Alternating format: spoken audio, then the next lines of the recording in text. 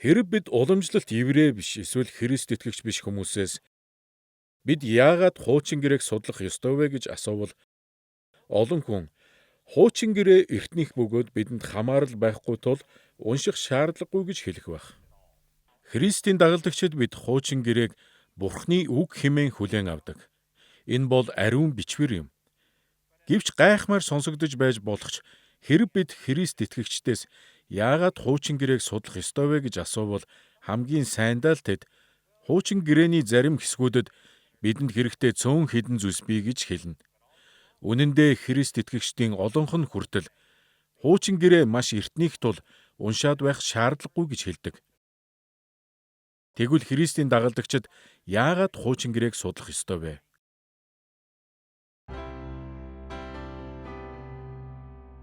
Энэ хичээл бол хуучин гэрээний хаанчлал, гэрээ ба канон гэсэн цовруул хичээлийн эхний хичээл юм. Уг цовруулаараа бид Бурхны хаанчлал ба гэрээ гэсэн сэдвийг судлах бөгөөд энэхүү сэдв нь хуучин гэрээний каноны номуудад хэрхэн илэрхийлэгдсэн болохыг харах болно. Эхний хичээлээрээ бид яагаад хуучин гэрээг судлах ёстой вэ гэсэн чухал асуултыг авч үзнэ. Орчин үеийн Христийн дагалдагчид яагаад Библийн энэ хэсгийг анхаарч үзэх ёстой вэ? Яагаад бид эдгээр эртний бичвэрийг судлах үеэд өөрсдийгөө зориулах ёстой гэж? Бид анхнаасаа л хуучин гэрээг судлах нь дэлхий дээрх хамгийн амар хялбар зүйл биш гэдгийг хүлээн зөвшөөрөх хэрэгтэй. Ялангуяа хуучин гэрээний канон нь 1000 орчим жилийн хугацаанд өөр зохиогчдын өөр түүхэн нөхцөл байдал бичигдсэн олон номоос бүрддэг тул тун яривтай байдаг. Гэхдээ энэ цувралаас бид нэг зүйлийг ухаарвал маш том ахиц дэвшлийг гаргаж чадна.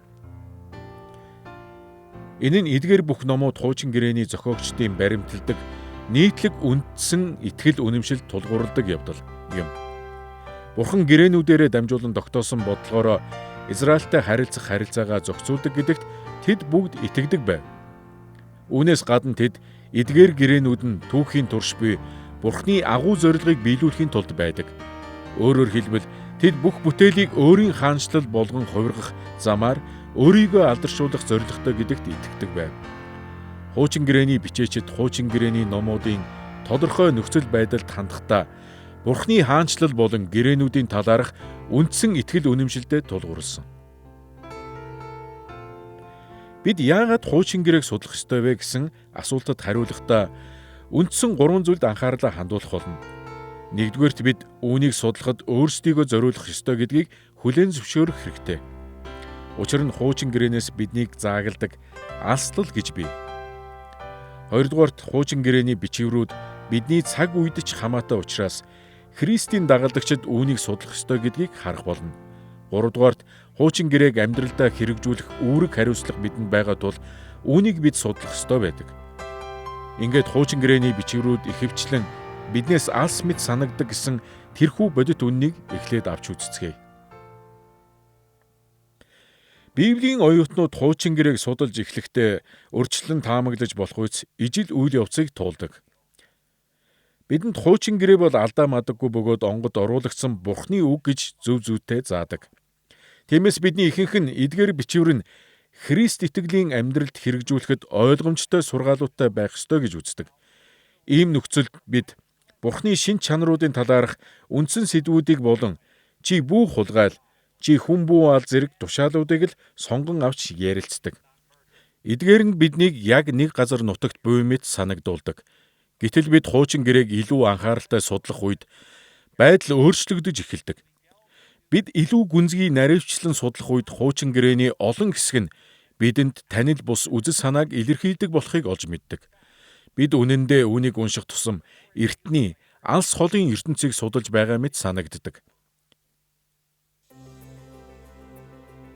Бид хуучин гэрээний алслыг 2 замаар авч үзэх болно. Нэгдүгээрт бид энэхүү алслалын учир шалтгааныг буюу эдгээр бичвэрүүд нь яагаад бидэнд үргэлж харь хол мэт санагддаг болохыг үзнэ. Хоёрдугаарт бид ямар төрлийн алслуудтай нүүр тулгардаг болохыг судлана. Хуучин гэрээний ямар төрлийн үзэл санаа нь орчин үеийн Христ итгэгчдийн итгэл үнэмшлээс тис өөр мэт санагддаг вэ?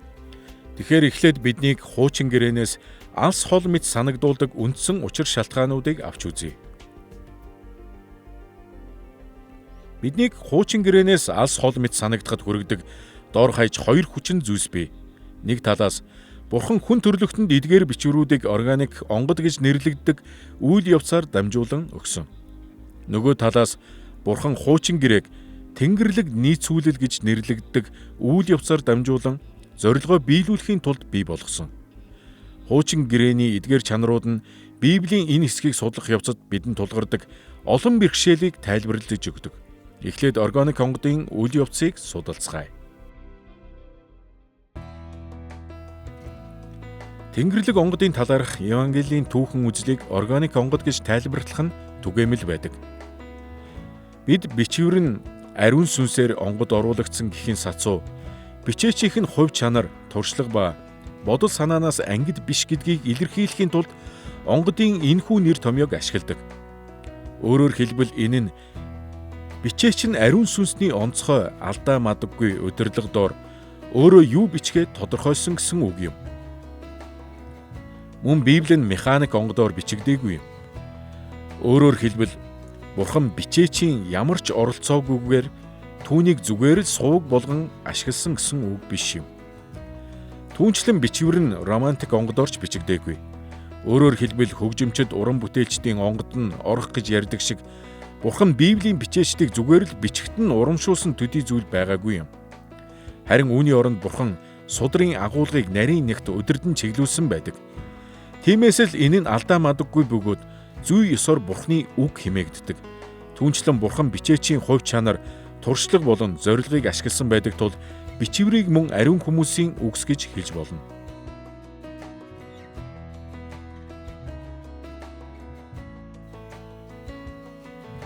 Хоёрдугаар Петр 3:15-аас 16 дээр Петр Паулын захидлуудын талаар хэрхэн хэлснийг харцгаая. Энд хайртах Паул маань өгөгдсөн мэрэгэн ухааныхаа дагуу та нарт бичсэнчлэн бидний эзний төвчээрийг аврал хэмээн тооц. Тэрчлэн түүний бүх захидалд эдгээрийн талаар бичсэн юм.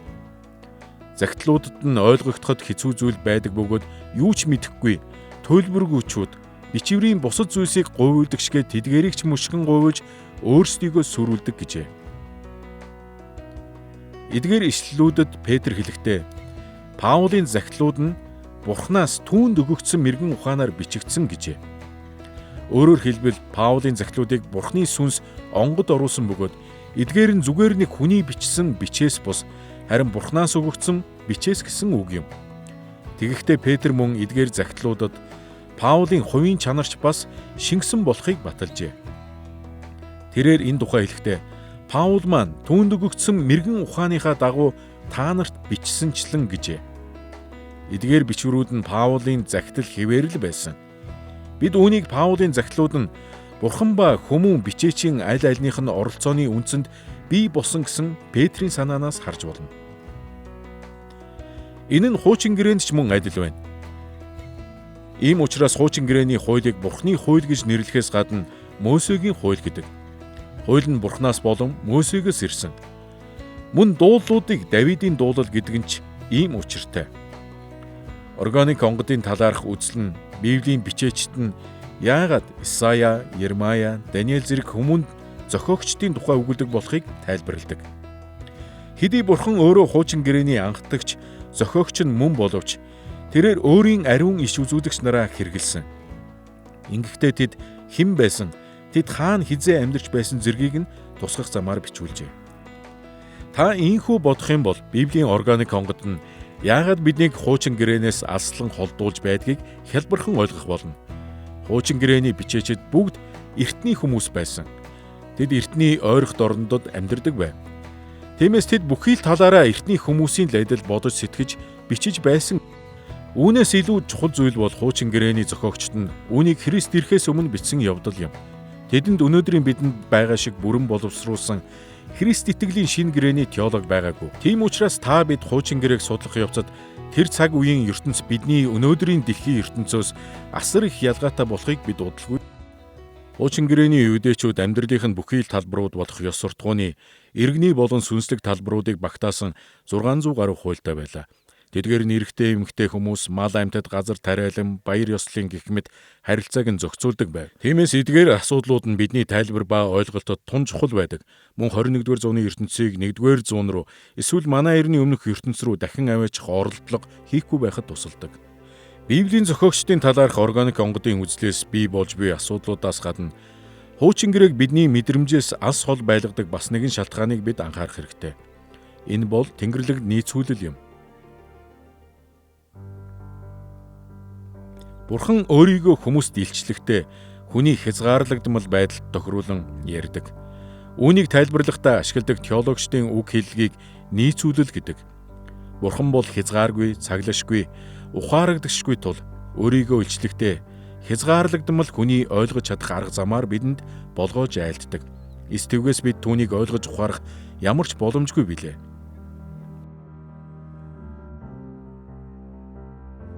Та Исая 55-ын 8-9-р ишлээс эдгээр үгсийг олж уншдаг. Энд учир нь миний бодол санаа та нарын бодол санаа шиг биш. Миний замч та нарын замаас өөр гэж эзэн айлдж байна.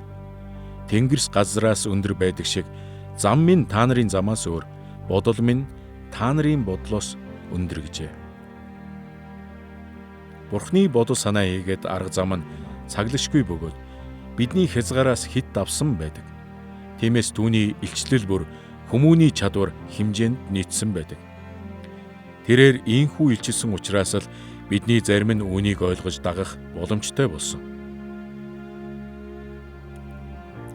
Ерөнхийдөө хуучин гэрээний Бурхан өөрийгөө хүмүүний хязгаарт зүгээр л нийцүүлчихээгүй байдгийг ойлгох нь чухал юм. Үүнээс илүүтэй тэрээр өөрийгөө эртний ойрох дорнод дах Израилийн түүхэн тодорхой нөхцөл байдалд тохируулсан байдаг. Тэрээр хуучин гэрээний бичвэрүүдийг юуны төрөнд Израильчуудад ойлгуулахын тулд бичсэн. Хуучин гэрээний анхны хүлээн авагчид нь эртний юудэчүүд байсан тул энэ нь еврей болон арамей хэлээр бичигдсэн байдаг. Бурхан 10 хуйлаа чулуун хавдан дээр өгсөн. Учир нь энэ нь аливаа хааны хууль тушаал болон үндэсний чухал бичиг баримт зэргийг бичиж буулгадаг олон улсын соёл байсан аж. Хуучин гэрээний хүүрнэл, хууль, яруу найраг, мэргэн ухааны зохиолуудын хэм маяг нь эртний ойрох дорнодын утга зохиолын тогтсон хэв загварын дагуу бичигдсэн байдаг. Эдгээр болон бусад олон арга замаар Бурхан хуучин гэрээг өөрийн эртний ард түмэнд нийцүүлсэн байдаг учраас л тэд ойлгох боломжтой болсон байх нь. Энэ шалтгааны улмаас л өнөө цагийн та бид хуучин гэрээг судлах явцдаа энэ нь олон жилийн өмнө амьдарч байсан хүмүүст нийцүүлэн бичигдсэн гэдэг асуудалтай байнга тулгардаг. Энэ нь онцгойлон эртний Израилийн ард түмэнд хандаж бичсэн шүү дээ. Библийн ном тус бүр анхны хүлээн авагчдаа хандан бичигдсэн. Энэ нь 21-р зууны та бид бол анхны хүлээн авагчд нь биш гэсэн үг. Шинэ гэрээний номуудын дийлийнхэн захиа буюу загтал гэдгийг ойлгох нь тун сонирхолтой төдийгүй бидэнд тустай гэж би боддог. Тиймээс эдгээр захидлуудыг унших үедээ та үүнийг Библийн том зургаар өргөжүүлэн харах хэрэгтэй. Бид ч бусдын захиаг уншиж байна шүү дээ. Бид чуулганых тул эдгээр нь ч мөн бидэнд зориулагдсан. Гэвч угтаа эдгээр нь эхлээд анхны хүлээн авагчдад хандан бичигдсэн юм. Ингээд бид хуучин гэрээний алстлын зарим шалтгаануудыг харлаа. Одоо дараагийн сэдэв болох хуучин гэрээ ба бидний хооронд ямар төрөл буюу хэлбэрийн алслал байдаг талаар авч үзье. Ямар төрлийн зүйлс бидэнд хуучин гэрээг алс харийн болгодог вэ? Орчин цагийн бидэнд хуучин гэрээ нь ихэнхдээ алс хол санагддаг гэдгийг хүлээн зөвшөөрөх нь зүйтэй. Гэвч энэхүү бодит байдал биднийг эргэлзүүлж Библийн энэ хэсгийг судлах урам зоригийг минь мохоож болох юм. Ингэж сэтгэлээр унахгүй байх нэг арга бол хуучин гэрээний ямар төрлийн зүйлс биднийг ийм байдалд оруулж буйг олж тогтоох явдал юм. Ийхүү мэдснээр бид бичвэрийг илүү сайн ойлгож амьдралдаа хэрэгжүүлж чадна.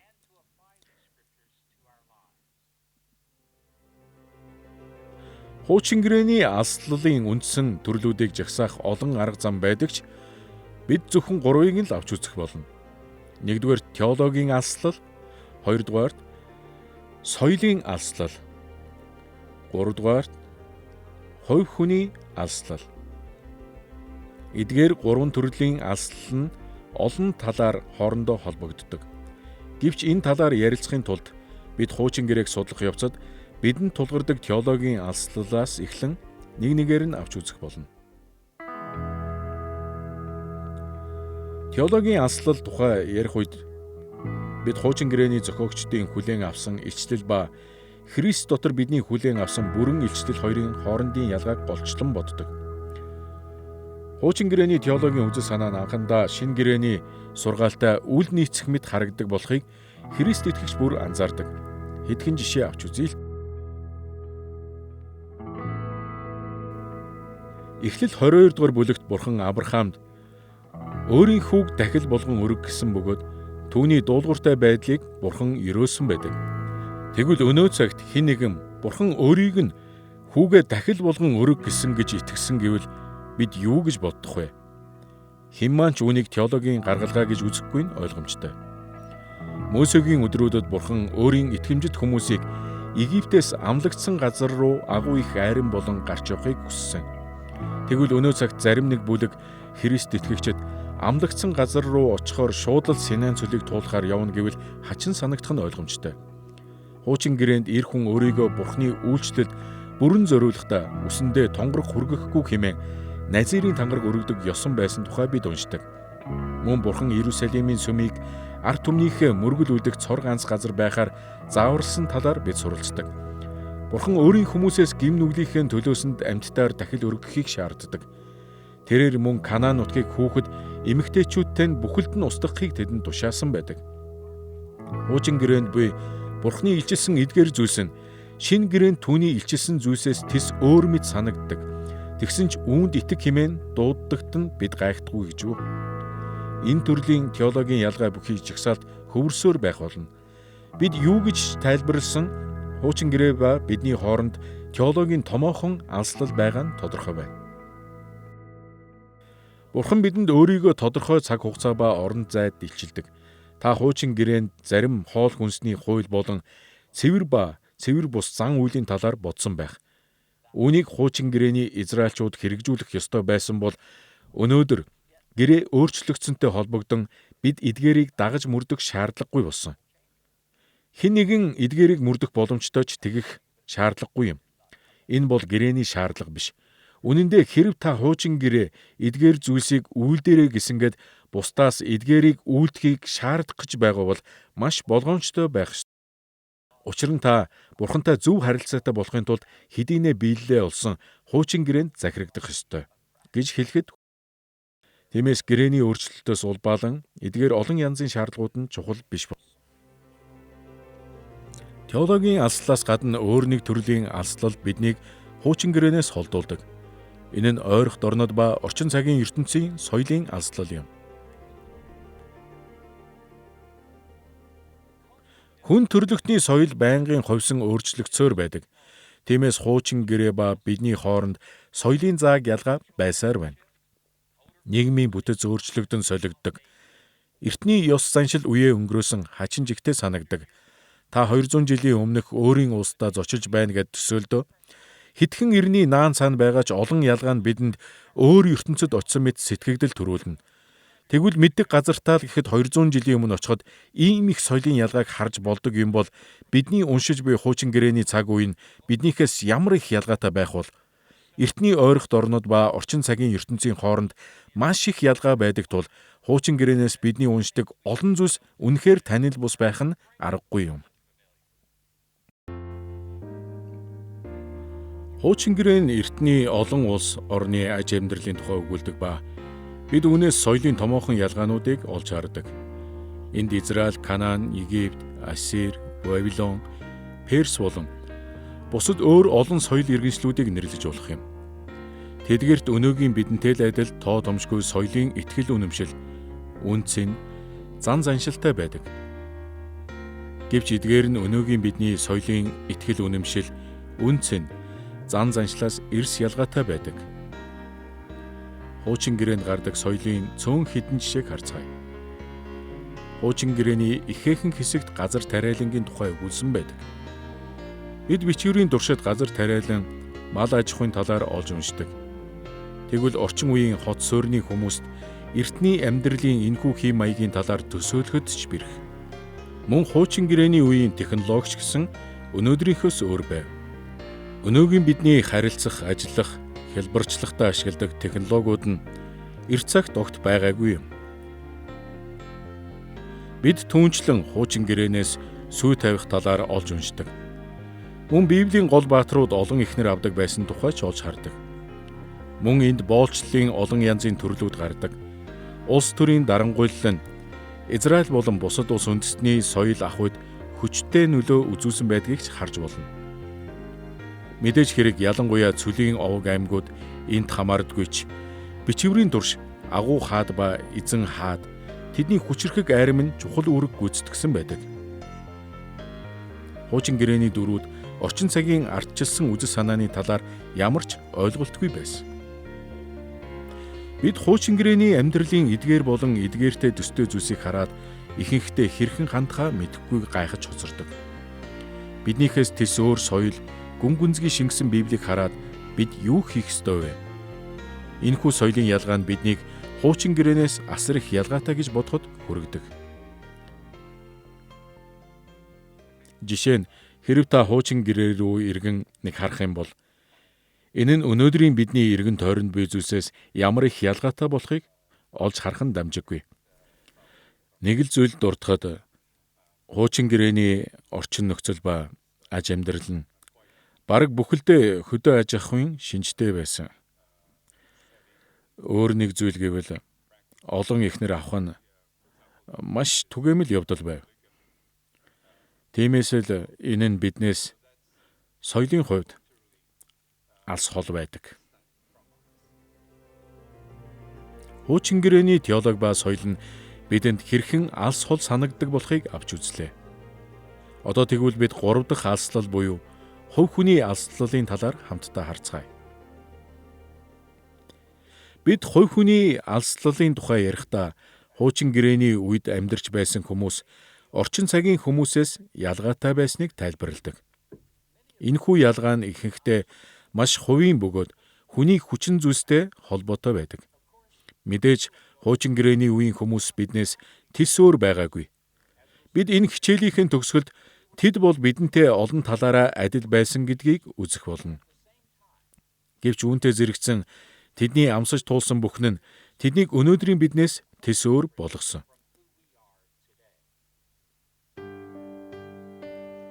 Хуучин гэрээний үеийн хүмүүс биднээс ялгаатай байсанд гайхах хэрэггүй. Эцсийн эцэст тэдний зам байдал, үйл ажиллагаа нь тэдний амьдарч байсан үеийн соёл ба теологоос урган гарсан байдаг юм. Теологийн төвчний хувьд хуучин гэрээний олон хүмүүс бидний өнөөдрийнхтэй адилгүй гайхалтай сүнслэг туршлага хуримтлуулсан. Тэд Тэнгэрийн улсыг үзэгдлээр харж Бурхны дуу хоолойг боддоор сонсон байдаг. Тэд Тэнгэрлэг биетүүдтэй учирсан. Тэгвэл та түр зогсоод өөрөөсөө ийхүү асуугаарай. Хэрэв та дээрх туршлагуудаас амсаж мэдэрсэн бол одоо та хэр өөр байх байсан бол? Хэрэв та Тэнгэрлэг үзэгдлийг үзэж дуу хоолойг сонсон, Тэнгэр илж ба чөтгөртөө нүүр тулсан бол ямар хүн байх байсан бэ? Ийм учрлууд биднийг эрс өөрчлөх нь дамжиггүй. Энэ үнэн биднийг хуучин гэрээний үеийн хүмүүсээс олон талаараа ялгаатайг маань ойлгоход тусалдаг. Үүнээс гадна өнөөгийн соёлын нөлөө нь биднийг хуучин гэрээний хүмүүсээс хэр их ялгаатай болгодгийг анхаараарай. Хуучин гэрээний хүмүүс бидэнд хайр хол санагдахаар соёлын үүрэг нөлөөнд ихээхэн автсан байсан. Тэр үед хаад, хатад, үйлчлэгч зарц гэж байсан. Тэд эрэгтэй эмэгтэй хүний үүргийн талаар тис өөр үзэлтэй байсан. Энэ нь өнөөдрийн бидний үзлээс эрс ялгаатай байдаг. Эртний дайн тулааны айдас хүйдс нь хуучин гэрээний хүмүүсийн хувийн шинж чанарт гүн гүнзгий нөлөөлсөн. Өнсөглөн ба ган гачгийг орчин үеийн технологийн тусламжгүйгээр даван туулдаг байсан нь тэдний бие махбод ба сэтгэл санаанд нөлөөлсөн байдаг. Бидний ихэнх нь ийм зүйлстэй нүр тулж үзээгүй. Тиймдээч бид хуучин гэрээний хүмүүсийг ойлгон хүлээн авахд амаргүй байдаг. Ингээд бид хуучин гэрээг биднээс холдуулж байдаг алслалын учир шалтгаан болон төрлүүдийг авч үзлээ. Одоо харин бид хуучин гэрээнд орчин цагийн хүмүүст хамааралтай эсэх талаар судалцгаая. Хуучин гэрээ эрт дээр үед бичигдсэн байхад өнөөгийн бид яагаад хэрэгжүүлэх хэрэгтэй гэж. Хуучин гэрээ нь Христ итгэгчдийн амьдралд чухал ач холбогдолтой хэмээн үзэх тоо томшгүй шалтгаан бий. Гэвч үүний хамгийн чухал баталгаа нь Есүс болон түүний анхны 100-ны үед амьдарч байсан элч ба иш үзүүлэгчдээс улбаатай байдаг. Тэд хуучин гэрээнд дан ганц эртний израильчуудад зориулагдсан Бурхны эрх мэдэлтэй үг бус, харин тэдний цаг үеийн Христ итгэгчдэд ч зориулагдсан Бурхны үг болохыг итгэлтэйгээр заадаг байсан. Өнөөгийн маш олон Христ итгэгчид шинэ гэрээнд хуучин гэрээг няцаан хүчингүй болгохын тулд бичигдсэн хэмээн итгэдэг.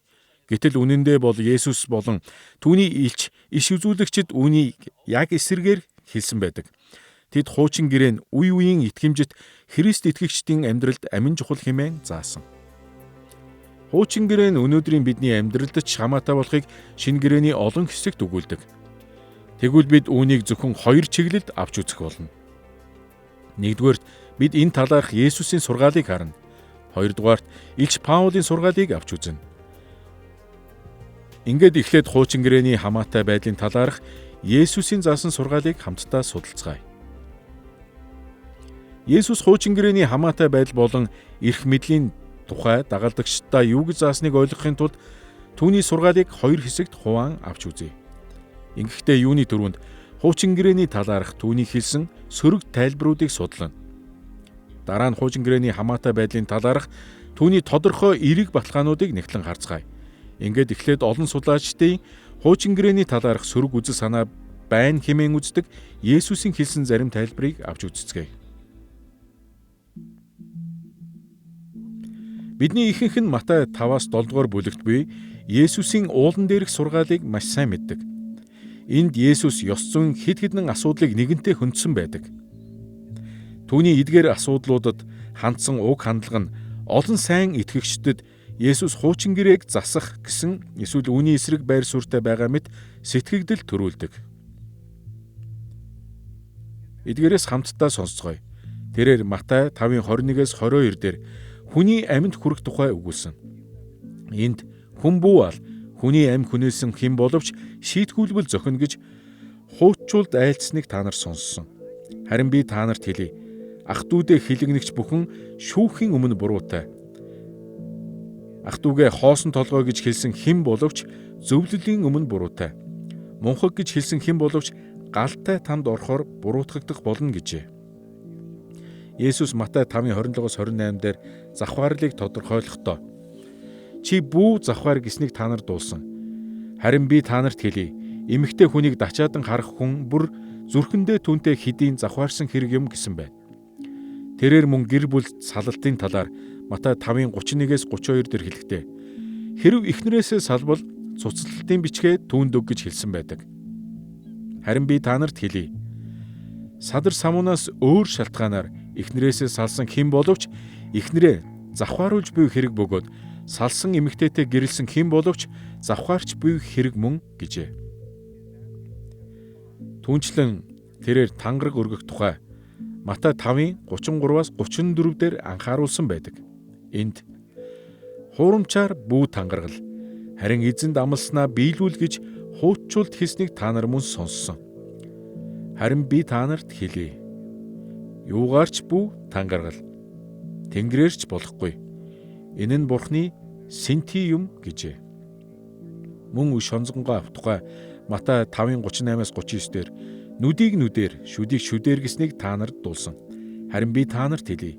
Ёрмог үлдэгчийг бүү эсэргүүц. Хэрв хэн нэг нь баруун хазрыг чин алгадвал түүн рүү нөгөө хазраас бас эргүүл гэжээ. Эцэст нь Христ дайснаа хайрлах талаар Матай 5:43-аас 44 дээр ийхүү өгүүлсэн байдаг. Хөршөө хайрл, дайснаа үзэн яд гэж хэлснийг та нар сонссон. Харин би та нарт хэлье. Дайснуудаа хайрл, та нарыг хавчигчдын төлөө залбир.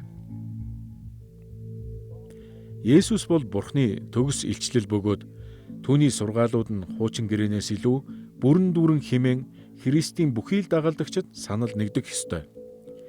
Тэрээр зүрх сэтгэл нэвтрэн орж хуучин гэрээний хизээч хүрч чадаагүй алс хязгаарт хүртэл дүүрэн бэлгсэн юм. Харамсалтай нь олон Христ итгэгчид эдгээр аллаг, завхаарал, салалт, тангараг, өш хонзон ба дайснаа хайрлах хайрын талаарх Есүсийн үзэл нь хуучин гэрээтэй зөрчилдөг гэж дүгнсээр ирсэн.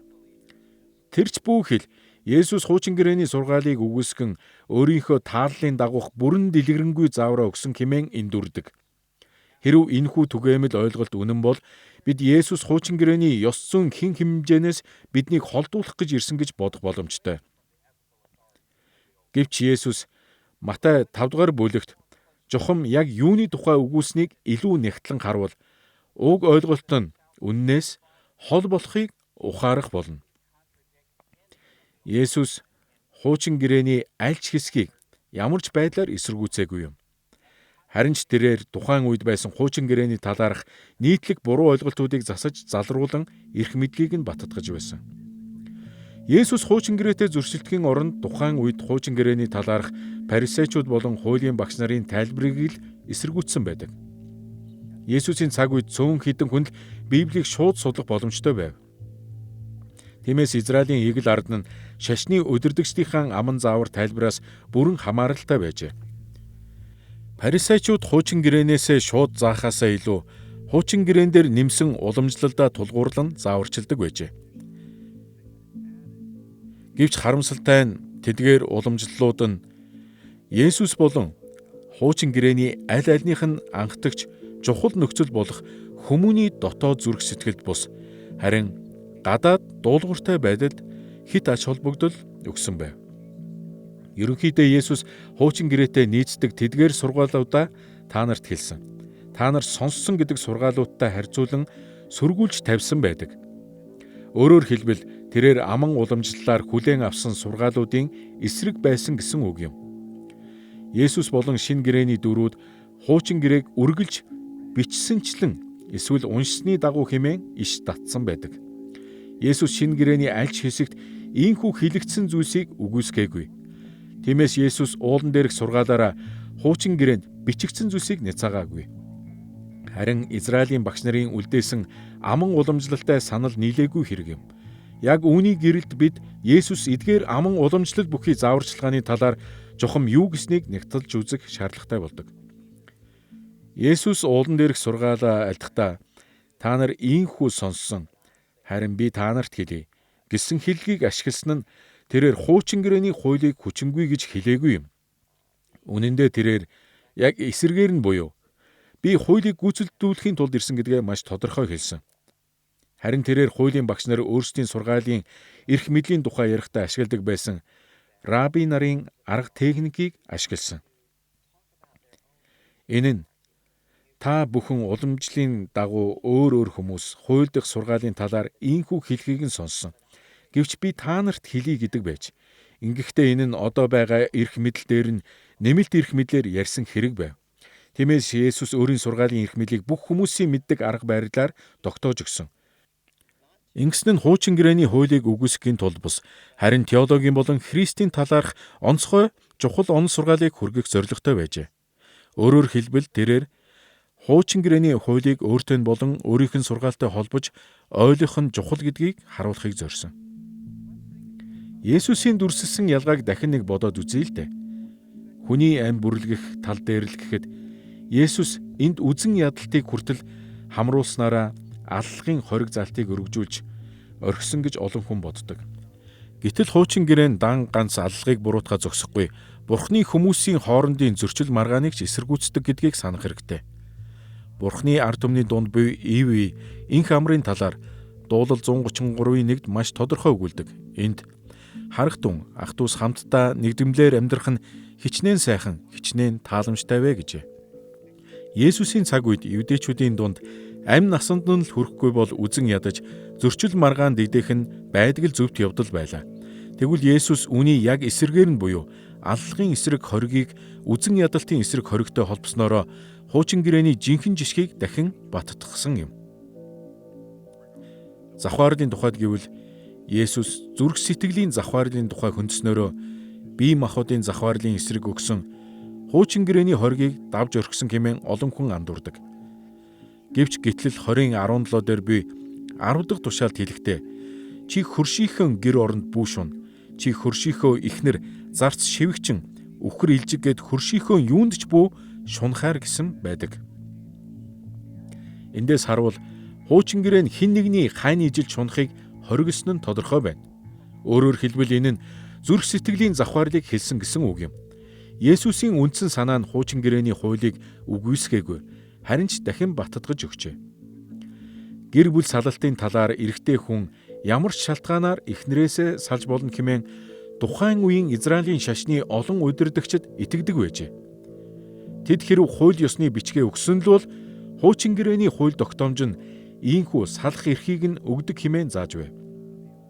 Гэтэл хуучин гэрээнд ийм харилцааг Бурхан огтхонч зөвшөөрч байгаагүй юм. Үүнийг бид Малах 2:16-аас харж болно. Энд учир нь би салалтыг үзэн яддаг гэж Израилийн Бурхан эзэн айлдж байна гэжээ. Есүс салалтын талаарх байр суурь Матай 19:3-аас 9-р ишлэлд ийхүү тодорхой тайлбарлсан. Тэрээр салалтын эсрэг энэхүү байр суурь хуучин гэрээнд үндэслсэн гэдгээ тодорхой болгосон байдаг. Ялангуяа тэрээр Адам Евагийн талаарх бүтээлийн түүхэнд үндэслсэн юм. Тангараг өргөх тухайд гэвэл Есүсийн үеийн зарим раби нар биелүүлнэ гэж ам тангараг өргөөгүй л бол худал хийж болно гэж заадаг байжээ. Есүс уг сургаалын эсрэг байсан бөгөөд хуучин гэрээнд дан ганц тангаргаа зөрчин худал хэлхийг бус, харин бүхий л худал хуурмаг үгсийг хоригдсон болохыг нотолсон. Тухайлбал сургаалт төгс 6-гийн 16-аас 17-гийн эхний хэсгийг харвал энд энэ 6 зүйлийг эзэн үзэн яддаг, энэ 7 дахь хэгч тэрээр жигшдэг, дээгүүр харц худалч хэл гэсэн байна. Ийм учраас Есүс Матай 5:37 дээр хэлэхдээ харин үг чинь заа бол заа, үгүй бол үгүй байг гэжээ. Есүс хуучин гэрээг эсэргүүцээгүй. Харин Фарисей болон хуулийн багш нарын аман уламжлалт тайлбар нь хуучин гэрээний хэм хэмжээнд хүрэхгүй байгааг харуулсан юм. Өшөө авалтын тухайд гэвэл тэдэнд гитлэл 21:24 дээрх нүдийг нүдээр гих хуучин гэрээний анхны хууль заавар байсан. Есүсийн үед хүмүүс үүнийг хувийн өш хонзонгоо авах зөвшөөрөл хэмээн ойлгож байв. Тиймээс хэн нэгэн чамд гим хор учруулах бүрд чи түүнд яг ижил хариуг нь өгөх эрхтэй гэж тэд итгэсэн юм. Гэвч угтаа нүдийг нүдээр гэдэг нь шүүгчдэд зориулсан Мөсегийн хууль зааврын нэг хэсэг нь байсан юм. Энэ нь Израилийн шүүхийн зэцтийг чиглүүлэх зорилгоор өгөгдсөн байдаг. Одоо үетэй л адил шүүгчдэд ял шийтгэлийг шударгаар оноож аливаа хэрэгт ийхүү эн тэнцүү хандах ёстой байсан аж. Мөсө үүнийг хүмүүс хоорондын хувийн харилцаанд заавар болгож өгөөгүй. Үүний оронд хүмүүс өдөр тутмын энгийн амьдралдаа бие биедээ инрэл нэгүслэр хандах ёстой болохыг хуучин гэрээ заадаг. Энэ тухай Левит 19:18 дээр өгүүлдэг. Энд чи ард олныхоо хөвгүүдийн эсрэг бүү хонзгоно, аливаа зөвслийг бүү хадгал. Би эзэн гэжээ. Есүс шүүгчдийн шүүх хуралдаа мөрдөж байсан хуулийн худал хуурмаг тайлбартай санал нийлээгүй юм. Тэрээр хүмүүс хувийн харилцаандаа нэгнээ уучлан өршөөх ёстой гэсэн хуучин гэрээний сургаалыг баттгсан билээ. Эцэст нь дайснаа хайрлах хайрын тухайд гэвэл түүний үед хуулийн зарим багш нар дайснаа үзэн ядах нь зүүн хэрэг гэж заадаг байжээ. Тэд Левит 19:18 дээрх хөршөө өөрийн адил хайрл гэсэн тушаалаас дайснаа үзэн ядах нь мөн адил зохистой хэмээн ойлгож байсан бололтой. Гэвч хуучин гэрээ нь өөрийн дайсныг хайрлах тухай байнга урамшуулан заадаг. Тухайлбал гитлэл 23:4-ийг харцгаая. Энд хэрв дайсныхаа алдуул өхөр илжигтэй тааралдвал түүнийг заавал эзэнд нь буцаан авэачиж өг гэжээ. Бидний харсанчлан Есүс хуучин гэрээний эсрэг ямар ч санаа дэвшүүлээгүй. Харин ч тухайн цаг үеийн худал хуурмаг тайлбаруудыг эсэргүүцэж хуучин гэрээний үнэн сургаалыг баталсан юм. Есүс уулан дээрх сургаалдаа та нар ингэж хэлхийг сонссон. Харин би та нарт хэлий хэмээн тунхагсан нь хуулийн жинхэнэ утгыг тодруулах хамгийн сайн арга байсан гэж би боддог. Тэрээр цоо шин зүйл танилцуулаагүй. Харин энэ нь Бурхны зориг чухам юу байсныг илчлэн тайлбарласан хэрэг байв. Тиймээс хууль чи бүү завхаар хэмээснээр Бурхан хүмүүсийг бусдын эмэгтэйг төдийгүй өөрийн эхнэр рүүгээ ч дачаадан харах нь ч байж болох зүйл гэж болохыг хүссээгүй аж. Иймд Есүс шинэ шаардлага тавиагүй. Харин хуйлд хэдийнэ бий зүйлсийг тодорхой болгосон хэрэг юм. Бид хуучин гэрээний талаарх Есүсийн сөрөг тайлбарууд хэмээн тооцогддог түүний зарим сургаалыг авч үзлээ. Одоо тэгвэл хуучин гэрээний эрх мэдэл болон энэ нь дагалдагч бүрд хамаатай болохыг нь харуулсан Есүсийн эерэг баталгаануудын тухай хамтдаа харцгаая. Хуучин гэрээний бүрэн эрх мэдэл болон хамаатай байдлын талаарх Христийн эерэг үзэл санааг тодорхой харуулсан тоо томшгүй олон хэсгүүд сайн мэдээний номуудад бий. Тэр үргэлж хуучин гэрээг өөрийн сургаалын үндэс суурь болгон иш татдаг байв. Бид хуулийг өгсөн Мөсе болон иш үзүүлэгч Илия нартай хамт зогсож байсан Есүсийн хувирч өөрчлөгдсөн явдлыг мартаж болохгүй юм. Сайн мэдээний дөрвөн ном бүгд Есүсийн төгс зөвхт байдлыг буюу тэрээр иш үзүүлэг болон хуйлд бүрэн дүүрэн захирагдаг байсныг онцлон харуулдаг. Есүсийн амьдрал бүхэлдээ хуучин гэрээний үг сургаалын дагуу байсан. Тэрээр эдгээр бүх сургаалыг биелүүлэхээр ирсэн бөгөөд дагалдагч нартаа ч мөн ийхүү үлдэх дуудлагыг өгсөн. Матай 5:17-18 дээр Есүсийн хэлж буйг сонсцгоё. Энд хуулийг эсвэл иш үзүүлэгчдийг хэрэгсэхгүй болгохоор намайг ирсэн гэж бүү бод. Хэрэгсэхгүй болгохын тулд бус, харин биелүүлэхийн тулд би ирсэн юм. Үнээр би та нарт хэлье. Тэнгэр газар өнгөрөн одож бүгд биелэгдэх хүртэл хуулиас ганц ч үсэг, ганц ч зураас алга болохгүй гэжээ.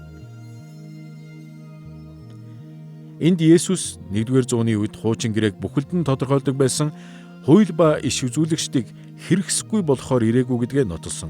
Үнэн дээр 17 дугаар ишлэлийн эхний хэсгийг зүгээр л бүү бод гэж бус, харин бүү бодож эхлээрэй хэмээн орчуулж болох юм. Тиймээс тэрээр цааш нь бүгд биелэгдэх хүртэл хуулиас ганц ч үсэг, ганц ч зураас алга болохгүй гэснээрээ хуучин гэрээг бүрэн баталгаажуулсан байна. Харамсалтай нь олон Христ итгэгч энэ хэсгийг уншаад энэ нь Есүс хуучин гэрээг хэрэгсэхгүй болгохоор бус харин хамааралгүй болгох гэж ирсэн хэмээн ойлгодог. Гэтэл энэ тийм биш юм. Есүс Матай 5:19 дээр энэ тухай өгүүлсэн байдаг. Энд тиймээс эдгээр тушаалын хамгийн өчүүхнийг нь ч болов үл тоомсорлон бусдад тийм заасан хэн боловч Тэнгэрийн хаанчлалд хамгийн өчүүхэн нэгэн гэгдэх болно. Харин эдгээрийг сахиж ийм заасан хэн боловч Тэнгэрийн хаанчлалд агуу нэгэн гэгдэх болно гэжээ. Энэ ишлэлд Есүс юу гэснийг сайн анзаараарай. Хэрв хүн эдгээр тушаалуудын хамгийн өчүүхнийг нь ч болов үл сахин бусдыг нь ч мөн тийм үл тооход урамшуулбаас Тэнгэрийн хаанчлалд өчүүхэн гэгдэх юм. Харин эдгээр тушаалуудыг сахиж тийхүү сахихыг заасан хэн боловч Тэнгэрийн хаанчлалд агуу нэгэн болно гэжээ. Есүс тухайн үеийнхэн юудэчүүдийн талаар сайн мэдэж байсан бөгөөд одоо ч энэ нь бидэнд үнэн хэвээр буй юм. Бид бүгд хуучин гэрээг өөрсдийнхөө амьдралд хэрэгжүүлэхдээ энэ нь сонголт юм шиг хандах гээд байдаг.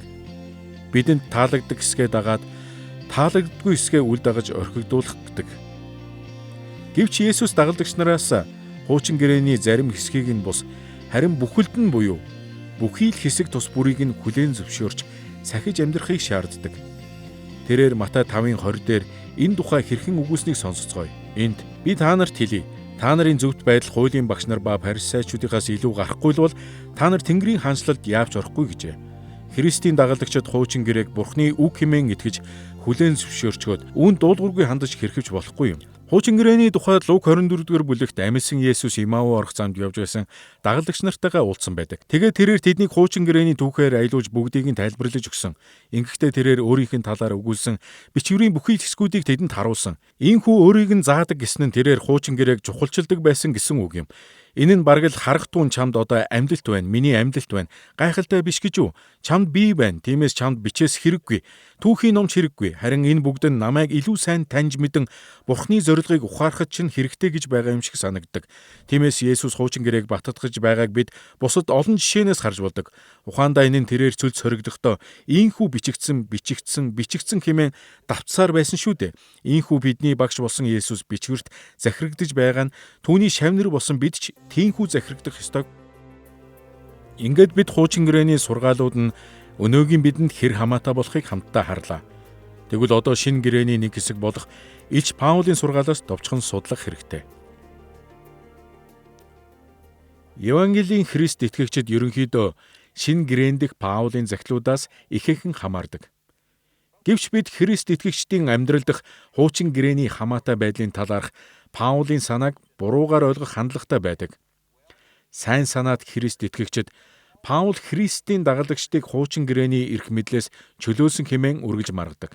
Гэтэл маш олон судлаачид Есүс болон Паулийн сургаал хоорондоо бүрэн төгс нийцдэг гэдгийг онцолсоор ирсэн байдаг. Паул Есүсийн адил хүмүүсийн хуучин гэрээнд буруугаар хандах явдлыг эсэргүүцсэн. Харин тэрээр үүнийг Христ итгэлийн амьдралд маргаангүй эрх мэдэлтэй бөгөөд хамаатай гэдгийг баталсан байдаг. Бид энэ талаарх Есүсийн үзэл хандлагыг авч үзсэнтэй адил Паулийн сургаалыг судлах болно. Нэгдүгээрт бид Паулийн хуучин гэрээний талаарх сөрөг тайлбаруудыг, хоёрдугаарт хуучин гэрээ нь Христийн дагалдагчдад хамаатай болохыг баталсан эерэг нотолгоонуудыг тус тус авч үзнэ. Ингээд эхлээд хуучин гэрээний талаарх Паулийн сөрөг гэж харагддаг тайлбаруудыг харцгаая. Хамтдаа Галаат 3:1-5 дээр гардаг алдартай хэсгийг сонсцгоё. Энд мунхаг галаатчуудаа хэн та нарыг холбоцдов? Есүс Христ нийтийн өмнө загалмайд цовдлогдсон нь та нарын нүдний өмнө дүрслэгдсэн биш үү? Та нар сүнсийг хэрхэн хүлээн авсан юм бэ? Хуулийн үйлсээр үү? Эсвэл сонссондоо итгэснээр үү? Зөвхөн үүнийг л би та нараас мэдхийг хүсэж байна. Та нар тийм мунхаг гэж үү? Сүнсээр эхэлж одоо та нар махбодоор төгс болгогдож байна гэж үү? Та нарын өчнөө их юм зовсон чинь дэмий байсан юм гэж үү? Үнэхээр дэмий байсан юм уу? Та нарыг сүнсээр хангаж та нарын дунд гайхамшигыг үлддэг тэрээр үүнийг хуулийн үйлсээр үлддэггүй. Эсвэл сонссондоо итгэснээр чинь үлддэггүй гэжээ. Энэ хэсэгт Илч Паул хуулийн үйлс болон итгэлийг эсрэгцүүлэн тавьсан байгааг анхаараарай. Уг эсрэгцэл нь хуучин гэрээний ёс суртахууны сургаалыг шинэ гэрээний заавар буюу Христ итгэгчдийн амьдралын хэв маягтай зөрчилдөхөд хүргэдэг гэж олон хүн үздэг. Паулийн бичээсүүд дэх эдгээр болон эдгээртэй төстэй тунхаглалууд нь Христ итгэлийн итгэл үнэмшлээс эрс өөр сургаалыг хүлээн зөвшөөрсөн тул хуучин гэрээний хамаатай байдлыг үгүйсгэсэн хэмээн олон хүнийг бодоход хүргэсэн байдаг. Тэрч бүх хэл хуучин гэрээг эрх мэдэлтэй хүчин төгөлдөр гэж үзэх нь сайн мэдээг эсэргүүцсэн хэрэг болно хэмээн олон Христ итгэгчид мархан бий. Гэтэл бид Галаатчуудад бичсэн захидлыг бүхэлд нь төдийгүй мөн түүний бусад захидлуудыг ч сайтар нэгтлэн харах шаардлагатай юм. Эндээс бид Паул яг Есүстэй л адил хуучин гэрээг эсэргүүцээгүй гэдгийг олж мэддэг. Тэрээр үннийг говьж буй явдлыг л эсэргүүцсэн юм. Паул хуучин гэрээг хуулиар аврагддаг шашны удирдамж болгон зүй бусаар ашиглахын эсрэг бат зогсож байлаа. Дараа нь Галаат 3:10-13 дугаар ишлэлд Паул Галаатын чуулганд хандан юу гэснийг хамтдаа сонсцгоё. Энд хуулийн үйлсийг түшигчид бүгдээрээ хараалдуур байдаг. Учир нь хуулийн номд бичигдсэн бүхнийг хэрэгжүүлдэггүй, дагдаггүй хүн бүр хараагдсан гэж бичигджээ. Хинч Бурхны өмнө хуулиар зөвтгөгдөггүй гэдэг нь тодорхой. Учир нь зөвхт хүн итгэлээр амьдрна. Харин хууль нь итгэлээс гараагүй ч тэдгээрийг үйлдэгч нь тэдгээрээр амьдрна. Христ бидний төлөө хараал болсноороо биднийг хуулийн хараалаас зольсон юм. Учир нь модон дээр өлгөгдсөн хүн бүр хараагдсан гэж бичигдсэн байдаг гэжээ. Энэ хэсэгт Паул хуульд дуулууртай байснараа зөвтгөгдөн хэмээн найдаж байсан хуурамч багш нарыг эсэргүүцэж байна. Хэрв үүнийг бид чиг баримжаагаа болгвол хизээч Бурхны хуулийг төгс гүйцэлдүүлж чадахгүй тул хараагдах учиртай. Энэхүү хуулийн хараалаас мултрах цор ганц зам бол Бурхны хараалыг өөртөө үрсэн Христэд итгэх явдал билээ. Паул хизээч хуучин гэрээг эсэргүүцээгүй. Тэр хизээч хуучин гэрээний сургаалыг Христ итгэгчдэд хамаагүй гэж хэлээгүй. Харин ч тэрээр аврал нь Христэд итгэх итгэлээр бус харин хуульд дуулууртай байхаас хамаарна хэмээн тунхаглаж байсан хуурамч багш нарыг эсэргүүцсэн аж. Үнэн хэрэгтээ Паул Галаатчуудад бичсэн захидалдаа Бурхны өмнө зөвхөн итгэлээр л зөвтгөгдөн гэсэн шинэ гэрээний зарчмыг батлахын тулд хуучин гэрээг авч үзсэн. Паул Галаат 3:11 дээр Хабакук 2-4-р ишлэлээс иш татсан байдаг. Энд зөвхт нэгэн итгэлээр амьдрдаг гэжээ. Үүнтэй адилаар Паул хуучин гэрээний энэхүү зарчмыг Ром 4:1-12-т Авраамийн амьдралаар дүрсэлсэн байдаг. Түүнийхээр бол зөвхөн итгэлээр л зөвтгөгдөх тухай шинэ гэрээний сургаал нь жухамдаа хуучин гэрээний сургаалд үндэслэсэн гэжээ. Паул хэдий харь үндэстнүүдийн элч байсан ч өөрийн ард түмэнд буюу юудэчүүдэд ч мөн хайртай байлаа. Тэрээр тэднийг үннийг олж хараасай. Есүс Христтэй амьд харилцаатай болоосоо хэмээн хүссэн. Тэрээр хуучин гэрээнд хүн зөвхөн итгэлээр л аврагддаг хэмээн заадаг тэдний жинхэнэ үеийг харуулахыг хичээж зовлон зовиур тэм байв. Паул Авраам зэрэг итгэлийн гол эцгүүдийг жишээ болгохдоо бидний итгэлийн агуу эцэг Авраам хүртэл итгэлээрээ аврагдсан гэжээ.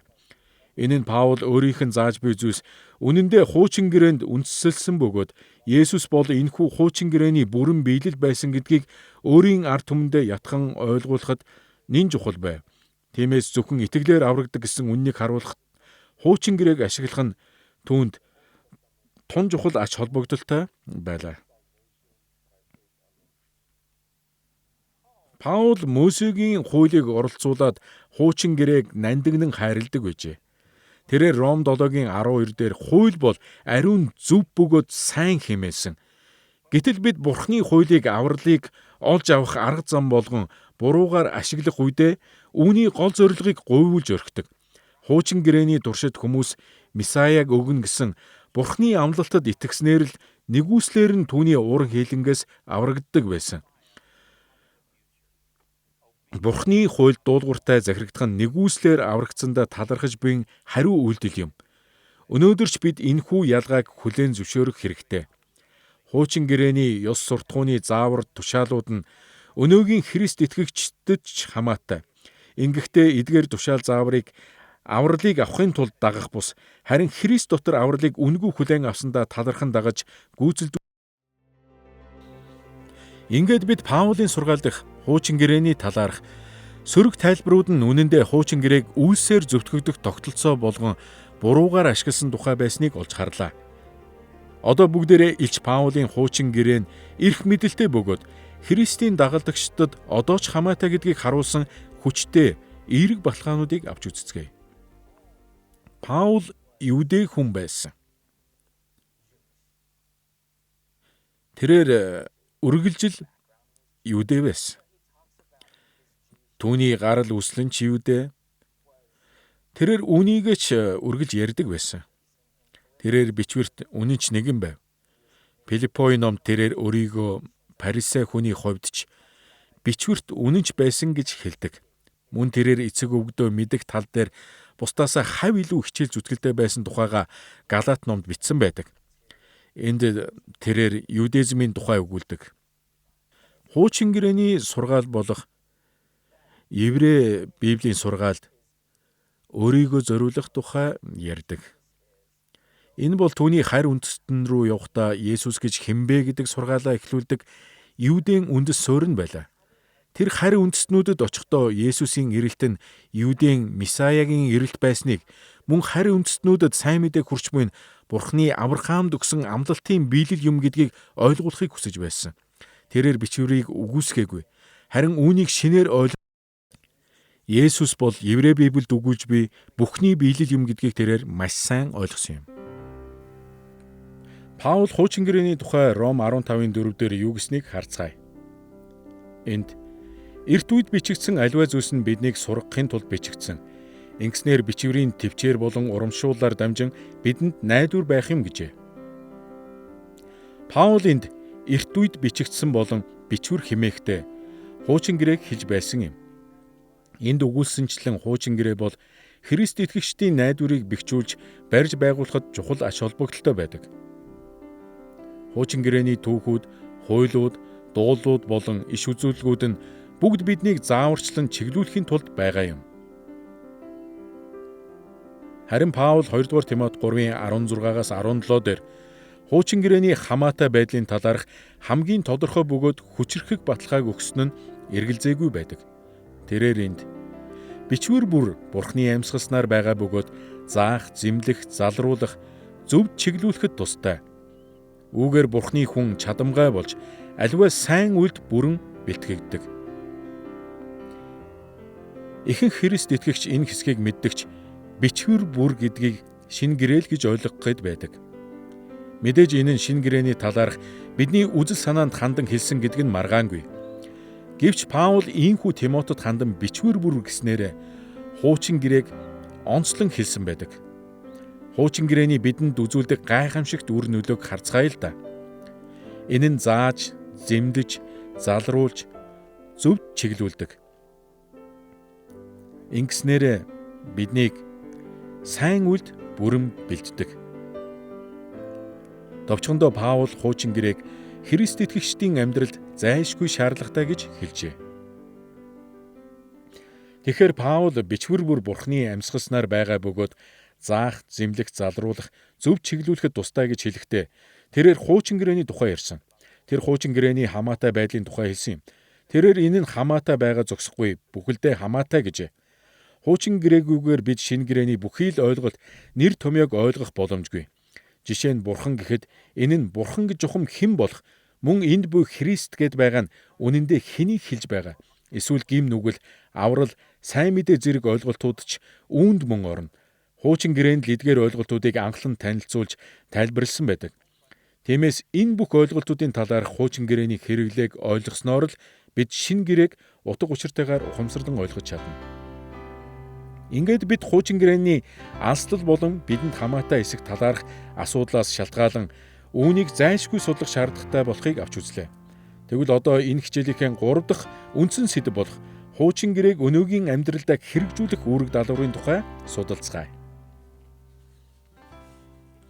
Хуучин гэрээ нь орчин цагийн Христ итгэгчдэд хамаатай гэж хэлэх нэг хэрэг.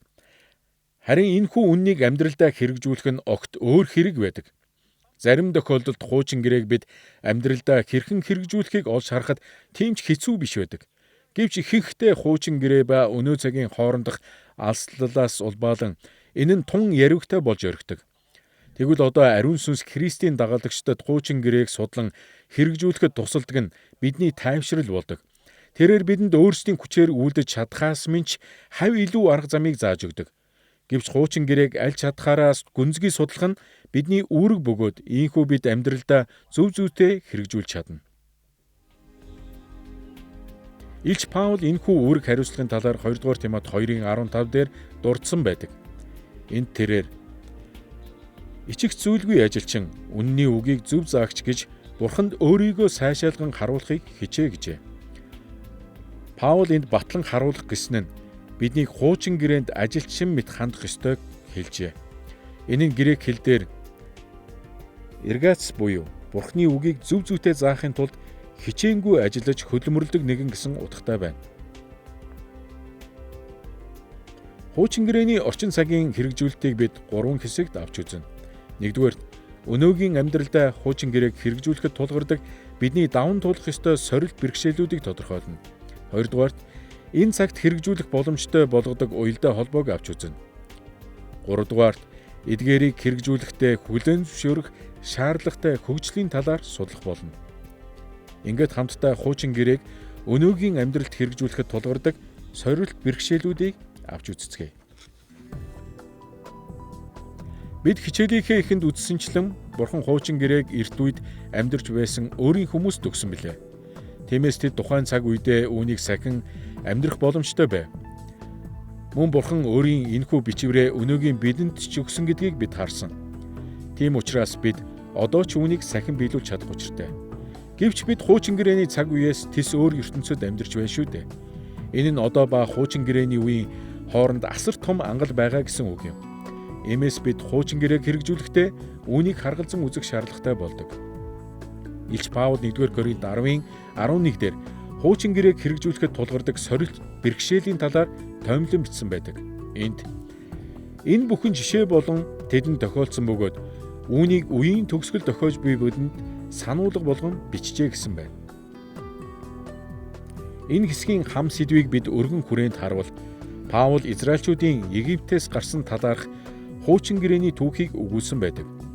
Ингэхдээ тэрээр үүнийг Коринтын итгэгчид хэрхэн хэрэгжүүлэхийг заасан гэдгийг бид олж хардаг. Тэрээр энд дор хаяж 3 зүйлийг онцолсон.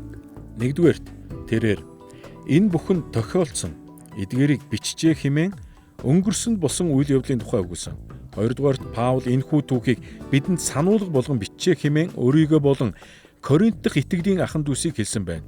Гуравдугаарт Паул Христийн дагалдагчдыг үеийн төгсгөл дохиож буй бидэнд хэмээн хэлснээр хуучин гэрээний үе ба Христ итгэгчдийн үеийн хооронд олон зүйлс болж өнгөрсөн гэдгийг хүлээн зөвшөөрчээ. Христ итгэгчид түүхийн төгсгөл үед буюу түүхийн биеллийн цагт амьдарч байна. Паул элчийн эдгээр үгс орчин цагт хуучин гэрээг хэрэгжүүлэхэд тулгарч буй сорилтыг дэлгэн харуулдаг.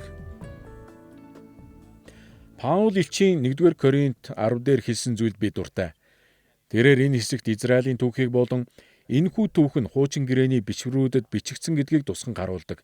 Тэрээр ихэнх нь өмнө нь шүтээн шүтгчид байсан харь үндэстэн болох Коринтчуудад хандан энэ бүхэн тохиолдсон бөгөөд эдгээрийг бидэнд сануулга болгон бичээ гэсэн байна. Тиймээс бичвэр нь хүмүүсийн дээгүүр хэрэг мэдэлтэй бөгөөд хэдийгээр эдгээр хүмүүс эхлээд ийхүү хараагүй боловч Бурхан тэднийг хэдийнэ тийхүү харж байсан юм. Бурхан бичвэрт өгүүлж буй зүйлсээс ч дээгүүр бүрэн эрх мэдэлтэй. Хэдийгээр бичвэр нь өөр хүмүүст хандан анхлан бичигдсэн ч Бурхан үнийг өнөөгийн бидэнд ч хандан бичигдсэн байхаар төлөвлөсөн байгаа юм. Паулийн эдгээр үгийн дагуу бид хуучин гэрээг өөрсдийнхөө амьдралд хэрэгжүүлэхийн тулд 3 зүйлсийг анхаарч үзэх хэрэгтэй юм. Нэгдүгээрт бид хуучин гэрээний үеийн эртний ертөнцийг ойлгох ёстой. Хоёрдугаарт одоо үе ба эртний үеийн хоорондох түүхэн хөгжлийг тооцож үзэх шаардлагатай. Гуравдугаарт эдгээр хөгжлөөс анзаарч суралцсан зүйлсээ өөрсдийн ертөнцөдөө авчрах хэрэгтэй. Тэгэхээр эхлээд хуучин гэрээний үеийн эртний ертөнцийг ойлгох нь хэр чухал болохыг харцгаая. Бидний үндсэн үүрэг даалгаврын нэг бол хуучин гэрээг аль болох анх бичигдсэн эрт үеийн утга агуулгаар нь тайлбарлах явдал юм. Гэвч бид энэ тал дээр шаргуу хичээж ажилласан ч бүрэн төгс хийж чадахгүй. Бидний амьдарч буй дэлхийн ертөнц бидэнд гүн гүнзгий нөлөөлсөн байдаг. Тиймээс бид зүгтэн зайлсхийхийн аргагүй орчин үеийн урдч ойлголтоороо эртний бичвэрийг хүлээн авчдаг. Гэвч үүнийг орчин үеийн хүмүүс хуучин гэрээг хөнгөн хийсвэрээр уншиж буйг зөвтгөх шалтгаан болгодог нь харамсалтай. Ингэснээр бид өөрсдийгөө бичвэрт захируулах бус харин бичвэрийг захирахад хүргэдэг. Бид орчин үеийн энэхүү өрөөсгөл хандлагаас зүгтэх боломжгүй ч хуучин гэрээг судалж буй бүхий л итгэмжит суралцагчид нь аль болох анхны утга санааг ойлгохын тулд хичээнгүйлэн судлах хэрэгтэй. Энгийнээр хэлбэл хуучин гэрээний анхны утга санаа гэдэг нь Бурхан болон түүний онгод бүхий зохиогчдын анхны уншигчдаа зориулан бичсэн бичээсийн нөлөө гэсэн үг юм. Энэ утгаараа бид Бурхан ба түүний онгод бүхий зохиогчдын бидэнд шууд хандан хэлсэн үгсийг бус харин бусдад хандан хэлсэн үгсийг сонсож буй хэрэг гэдгийг ойлгох нь нэн чухал. Тиймээс бид хуучин гэрээг судлахдаа дараах асуултуудыг асуух шаардлагатай. Эдгээр нь анхны уншигчдад юу чухал байсан бэ? Тэд юунд итгэсэн бэ? Тэдний нөхцөл байдал ямар байсан бэ? Бурхан тэднийг тухайн үед хэрхэн өөрт нь захирагдахыг уриалан дуудсан байна вэ? Энэ мэт асуултуудад хариулах нь тэмч амар байдаггүй. Гэвч анхны утга санааг олж авах нь өнөө үеийн бүхий л хэрэгжүүлэлтийн чигийг тодорхой болгож өгдөг. Бид хуучин гэрээнд буй эртний дэлхийн талаар зохих ёсоор анхаарч үзэх шаардлагатай байх нь. Тэгвэл одоо бид хуучин гэрээний үе ба одоо үеийн хооронд бий болсон түүхэн хөгжлийг хэрхэн авч үзэх ёстой болохыг харах нь зүйтэй. Бусад шашны ариун судруудаас ялгаатай нь хуучин гэрээний теологийн сургаал нь цаг хугацааны явцад илүү тодрон хөгжиж ирсэн байдаг. Хуучин гэрээ нь эрт үеэс эхлэн Бурхны өөрийнхөө болон хүн ба дэлхийн ертөнцийн талаарх үннийг илчилсэн олон арга замуудыг өгүүлдэг. Энэ нь Израилийн өвөг эцгүүдийн өдрүүдэд болон Мөсегийн өдрүүдэд мөн Израильчууд амлагдсан нутагт орох үед өгөгдсөн Бурхны илчлэлээр үргэлжилдэг. Түүний илчлэл энд хүрээ зогсоогүй юм. Түүнчлэн бид Бурхны илчлэлийг Израилийн хаант улсын үед болон тэд амлагдсан нутгаасаа цөлөгдөөд эцэст нь иргэн ирсний дараах зөрчил тэмцлийн цаг үед ч олж харж болдог.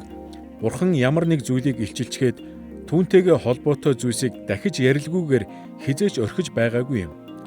Харин ч эсэргээрээ хуучин гэрээний туршид тэрээр улам илүү тодорхой болгон илчилсээр байв. Цаашилбал Библийн итгэл үнэмшилдэх нэн чухал хөгжил нь шинэ гэрээний сургаалаас харагддаг. Шинэ гэрээ нь хуучин гэрээний эрх мэдлийг хүлээн зөвшөөрдөг бөгөөд энд дараагийн хөгжлийг илчилдэг. Тиймээс бид хуучин гэрээг өөрсдийнхөө амьдралд хэрэгжүүлэх бүртээ эдгээрийн анхны утга санаанаас нь хальж хуучин гэрээний эртний үе хийгээд одоо үеийн хооронд болж өнгөрсөн бүхий л түүхэн үйл явдлуудын хөгжлийг авч үзэх хэрэгтэй болдог.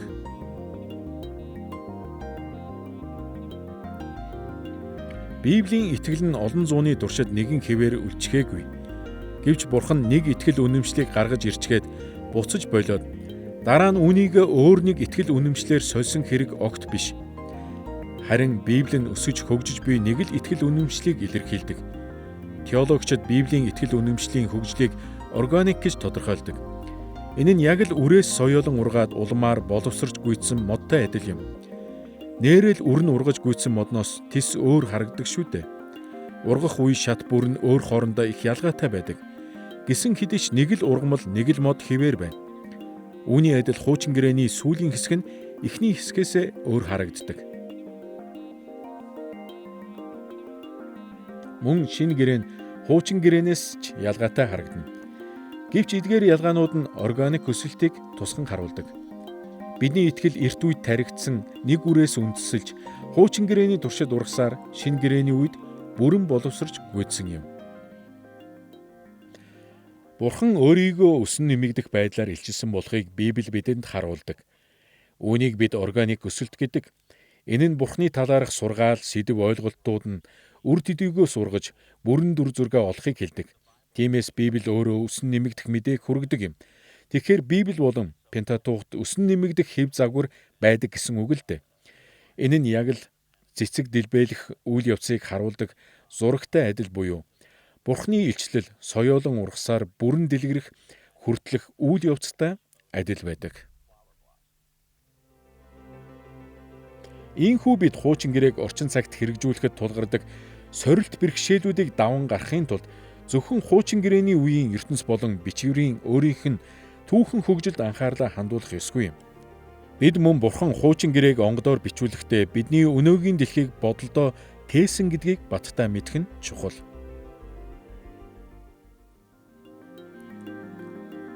Паул 1-р Коринт 10:11 дээр хэлсэнчлэн хуучин гэрээн залруулахын тулд бичигдсэн. Энэ үг нь орчин цагийн Христийн дагалдагч бидний чухал үүрэг хариуцлагыг сануулдаг. Өнөө цагт хуучин гэрээг үр дүнтэйгээр хэрэгжүүлэхийн тулд бид өөрсдөөсөө дараах асуултуудыг үргэлж асуух хэрэгтэй. Үүнд хуучин гэрээний анхны утга санаа өнөөдрийн бидний ертөнцид хэрхэн хэрэгжих вэ? Энэ нь өнөөгийн хүмүүс болон нөхцөл байдалд хэрхэн ханддаг вэ? Бидний давуу болон сул тал юу вэ? Эдгээр асуултууд нь хуучин гэрээг одоо цагт хэрэгжүүлэх үйл явцад нэн чухал байдаг.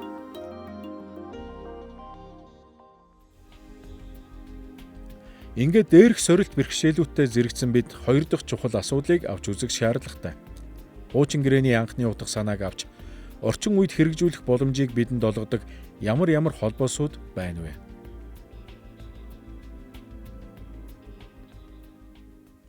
Хуучин гэрээний орчин цагийн хэрэгжүүлэлт нь эртний ертөнцөөс ямар нэг олдврыг авч олон мянган жил хадгалж байгаад өнөө үед авчран одоо цагт ямар хамааралтай болохыг нь задлан шинжлэхтэй адил байдаг. Ингээд бодохоор энэ нь сонирхолтой аялал мэт. Үүнийг юу бидэнд боломжтой гэж бодоход хүргэдэг вэ? Ийм зүйл байж болох уу? Бид үүнийг хэрхэн амжилттай гүйцэтгэх вэ? Эртний ном орчин цагийн уншигчдад үр нөлөөтэй байхын тулд тухайн ном хийгээд уншигчдын хооронд ямар нэгэн холбоос заавал байх хэрэгтэй. Хэрв ямар ч уялдаа байхгүй бол бид юу ч ойлгохгүй бөгөөд зүгээр л тоохгүй орхин шүү дээ. Энэ нь хуучин гэрээтэй ч гэсэн хамаатай ойлголт юм. Бид хуучин гэрээ ба орчин үе хоорондын зайг холбодог холбоосуудыг буюу нийтлэг байдлуудыг үргэлж санаж байх ёстой. Эдгээр холбоосуудыг жигсаах олон арга зам байдаг ч 3 нь нийтлэг байдлыг онцлон харах нь зүйтэй. Нэгдүгээрт бичвэрийг анхлан хүлээн авсан Израильчуудад байсантай нэг л ижил Бурхан бидэнд бий. Хоёрдугаарт бид тэдний амьдарч байсан тэрэл дэлхийд амьдарч байна. Гуравдугаарт бид мөн яг л тэдний л адил хүмүүс гэдэг юм. Ингээд хамтдаа дээрх холбоосуудыг дэлгэрүүлэн харцгаая. Эхлээд шинэ гэрээний Христ итгэгчдийн Бурхан бол хуучин гэрээнийхтэй нэг л ижил Бурхан гэдгийг авч үзцгээе. Бид орчин үе болон хуучин гэрээний үеийн хооронд томоохон ангал бий болохыг үзсэн. Гэвч чухамдаа үндсэн чухал үннүүд болох бид өөрсдөө болон бидний амьдарч буй дэлхий мөн бидний үйлчилж буй Бурхан одоо ч хэвээр байгаа билээ. Өнөө цагийн итгэмжит Христ итгэгчдийн магтан үйлчилж буй Бурхан бол хуучин гэрээний үеийн итгэмжит Израильчүүдийн үйлчилж байсан Бурхан юм. Энэ баримт нь маш чухал холбоог бий болгодог. Учир нь бичвэрт Бурхан бол хувиршгүй, өөрчлөгдөшгүй хэмээн заадаг. Тэрээр эрт үед байсан тэр л Бурхан мөн. Мөн энд нэг зүйлийг анхаарах хэрэгтэй. Хувиршгүй гэдэг нь Бурхан хөдлөшгүй, үлдчихсэн буюу түүхээс ангид гэсэн үг биш юм.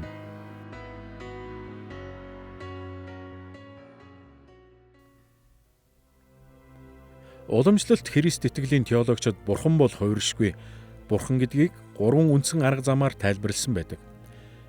Түүний мөнхийн зөвлөгөө, түүний тэнгэрлэг мөн чанар, түүний гэрээний амлалтууд өөрчлөгдөшгүй байдаг. Эдгээр арга замуудыг нэг нэгээр нь авч үзцгээе. Ингэхдээ эдгээр нь хуучин гэрээнд байсан Бурхан одоо ч хэвээрээ гэдгийг хэрхэн баталж буйг харах болно. Нэгдүгээрт Бурханы мөнхийн зөвлөгөө буюу түүний дэлхийн ертөнцид хандсан төлөвлөгөө нь өөрчлөгдөшгүй.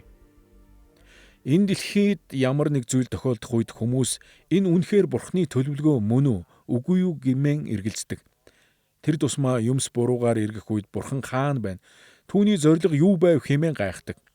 Бурханы туйлын хүсэл зорилгоос гадуур юу ч тохиолддгүй гэдэг нь тодорхой. Тийм учраас бид Бурханы хэмжээшгүй эрх мэдлийн талаарх Библийн онол сургаалыг бүрэн дүүрэн ойлгох нь тун чухал гэж би боддог. Бид бичвэрээс олон хэсгийг дурдж болно л доо. Эдгээрийн нэг нь яа харахгүй Эфес 1-р бүлэг юм. Энд Бурхан бүх зүйлийг өөрийн хүсэл тааллынхаа зорилгын дагуу үйлддэг гэсэн байдаг. Тэгэхээр түүхэнд болсон бүх үйл явдлууд нь үнэн дээр Бурханы зорилгын дагуу байсан хэрэг шүү дээ. Энэ бол хязгаарлагдмал оюун ухаантай бидний хувьд тайлагдшгүй нууц юм. Хүн төрлөختний түүхийн турш ажилласаар буй зорилго Бурханд бий. Энэ тухай шийдвэрлэгч Исая 46-гийн 10-д өгүүлсэн байдаг. Энд зорилго минь хэрэгжинэ. Би тааламжид бүхнээ гүйцэтгэнэ гэсэн.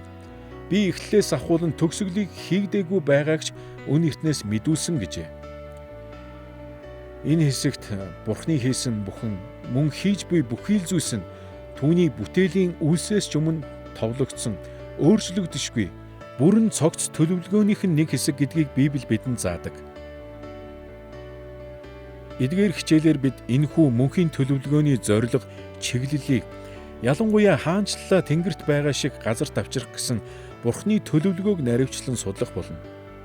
Гэвч энд Бурханы мөнхийн төлөвлөгөөний хувиршгүй байдал бидэнд хуучин гэрээний зорилго нь шинэ гэрээний зорилготой нийцэж байгааг заадаг гэж хэлэхэд хангалттай. Бид ямар ч ялгааг олж харсан бай. Эдгээр хоёр гэрээн хоёр өөр төлөвлөгөөг танилцуулдаггүй. Гэрээнүүдийн аль нь ч нөгөөгөө сольж өөрчлөн зөрчилддөггүй. Харин эсвэргээрээ хуучин ба шинэ гэрээн түүхийн турш өөрчлөгдөшгүй байсаар ирсэн. Байсаарч байх нэг л нэгдмэл зорилгот хүрэх үе шат ба алхам юм. Энэ зорилго бол газар дэлхийг Бурханы хаанчлал болгох явдал билээ.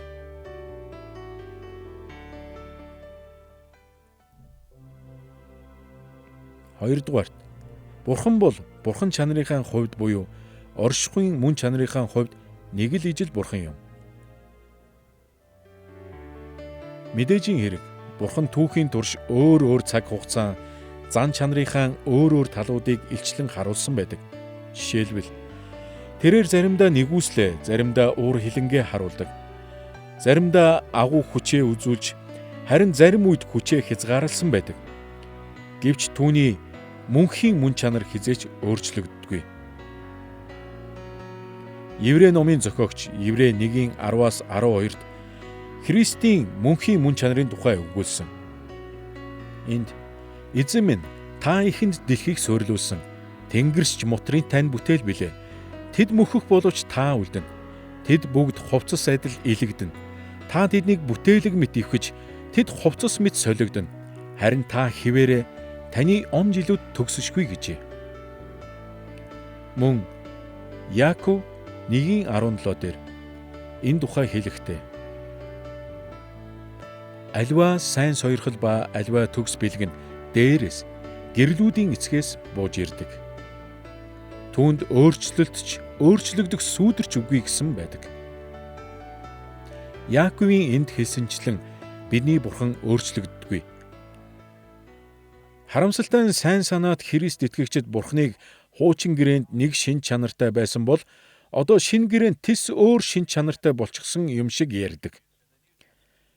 6 настай байхад минь Иерихон дэх Йошуагийн тулдааны талаар багш маань юу гэж ярьж байсныг би тодхон санаж байна. Тэр бидэнд түүхийг ярьж дуусаад бидэнд рүү харан хөвгүүд өгтөө хуучин гэрээнд бурхан маш харгас байсан. Тэр үед бурхан хүүхдүүдийг ч өхүүлэхийг хүссэн. Харин бурхан одоо өөрчлөгдсөн. Шинэ гэрээнд тэрээр хүн бүрийг хайрладаг. Чи хуучин гэрээний биш шинэ гэрээний цаг үед амьдарч байгаадаа баярлахгүй байна уу гэж билээ.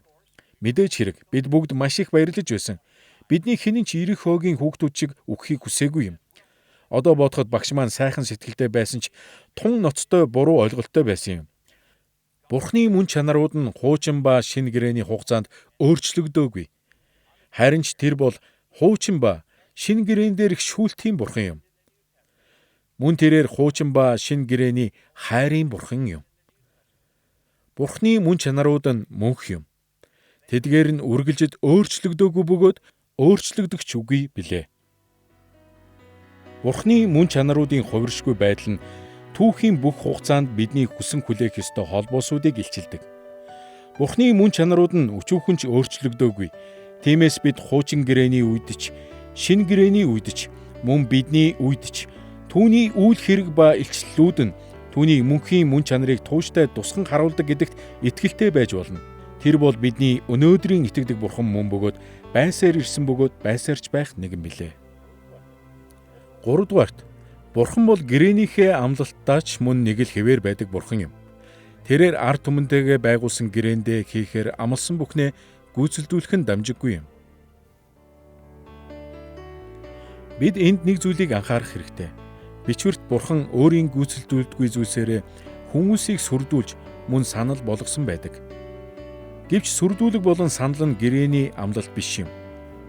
Гэрээний амлалтууд бол бурхны хийхээр тангаргалсан зүйлс бөгөөд эдгээр нь хизээч хөсөрддөггүй. Энэ тухай Еврей 6-гийн 17-д хэлэхдээ тиймээс амлалтыг авах өв залгамжлагчдад бурхан өөрийнхөө зорилгын өөрчлөгдөшгүйг үзүүлэхийг хүсэж андгай өгчээ гэсэн байдаг. Ийм л учраас бурхны гэрээнүүд нь энэхүү хэсэгт маш чухал үүрэг гүйцэтгэдэг юм. Бурхан хэд хэдэн томоохон гэрээнүүдээр дамжуулан хаанчлалынхаа зорилгыг гүйцэлдүүлдэг учраас хуучин гэрээний сургаалууд болон шинэ гэрээний сургаалууд хоорондоо нэгт холбоотой байдаг. Гэрээ бүр нь өмнөх гэрээнүүдээр тулгуурлаж өргөжсөн байдаг.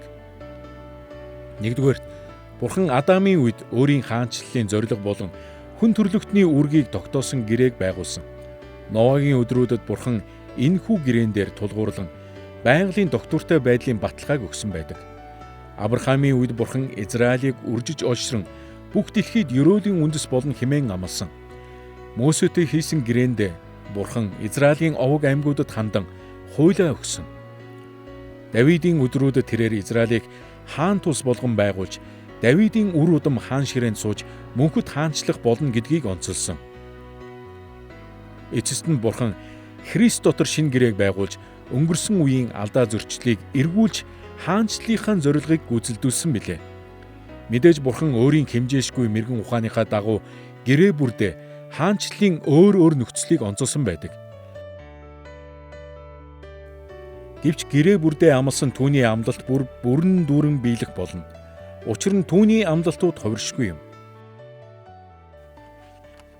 Гэвч үе бурхан зарим амлалтаа мартсан эсвэл хүчингүй болгосон мэт гарагддаг гэдгийг бид бүгд хүлээн зөвшөөрөх байх. Үнэн дээр бид бичвэрийг зөв зөвтэй ойлгох үед бурхан өөрчлөгдөөгүй гэдгийг санах үед гэрээний амлалт бүр биелдэг эсвэл биелэх болно гэдгийг олж хардаг. Бурхан амлалтуудаа хэний ч төсөөлж байгаагүй арга замаар биелүүлж болох юм. Ямар ч тач тэрээр биелүүлэх нь дамжиггүй. Одоо би Бурхан хуучин гэрээнд байсан тэрл хувиршгүй Бурхан мөн тул түүний гэрээний амлалтууд нь биднийг хуучин гэрээний эртний сургаалуутай холбодог. Хуучин гэрээ болон өнөөгийн итгэл нь бидэнд нэг л ижил хувиршгүй Бурхан байгаа гэдэг үннээр холбогддог болохыг бид харлаа. Одоо бид хуучин гэрээний итгэл ба өнөөгийн Христ итгэгчдийн итгэл хоёрыг холбодог хоёр дахь төрлийн холбоосыг авч үзэх хэрэгтэй. Энэ бол бид нэг л ижил ертөнцид амьдардаг гэсэн үнэн юм. Өмнө дурдсанчлан бид хуучин гэрээ ба одоо үеийн хоорондох ялгааг олж харахад амархан байдаг. Гэвч эртний Израилийн цаг үеэс хойш их зүйл өөрчлөгдсөн хэдий ч бид нэг л ижил дэлхийд амьдарч байна. Бид хизээч хуучин гэрээг бидний ертөнцөөс бүхэлдээ тис өөр ертөнцөд зориулан бичсэн хэмээн бодож болохгүй. Хуучин гэрээний ертөнц бол өнөөдөр та бидний амьдарч буй дэлхийн ертөнцөл байсан. Бидэнд нэг л түүх, нэг л нийтлэг нөхцөл байдал байдаг шүү дээ.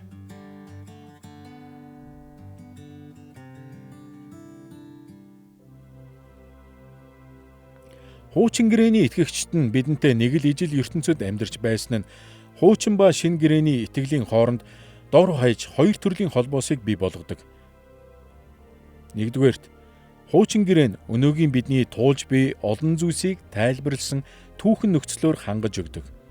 Хоёрдугаарт, хуучин гэрээнд бидний туулж буй олон зүйлсийг тусгасан зэрэгцээ нөхцөл байдлыг дүрсэлсэн байдаг. Ингээд хуучин гэрээ нь бидний итгэлийн амьдралдаа туулж буй зүйлсийн түүхэн нөхцөл болдог гэдэг нь чухам юу гэсэн үг болохыг хамтдаа харцгаая. Хуучин гэрээний хамгийн тодорхой бөгөөд онцлог шинжүүдийнх нь нэг бол энэ нь шинэ гэрээний сургаал ба өнөөгийн ертөнцийн үйл явдлын талаарх суурь нөхцөлийг өгдөг явдал юм. Хуучин гэрээний үйл явдлууд хязгаарлагдмал орчинд өрнөөгүй. Эдгээр нь зохиомол зүйлс байгаагүй.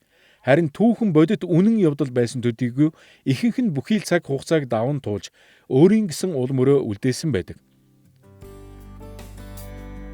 Жишээлбэл Синай уул нь Израильд өгөгдсөн 10 хууль нь шинэ гэрээний ёс суртахууны сургаалын бат бөх суурийг бий болгосон. Мөн бид 10 хууль нь өнөөгийн энэ ертөнцид хэрхэн нөлөөснийг дэлхийд даяар буй хөшөө дурсгал ёс зүйн сургаал зэргээс бэлхнээ харж болдог.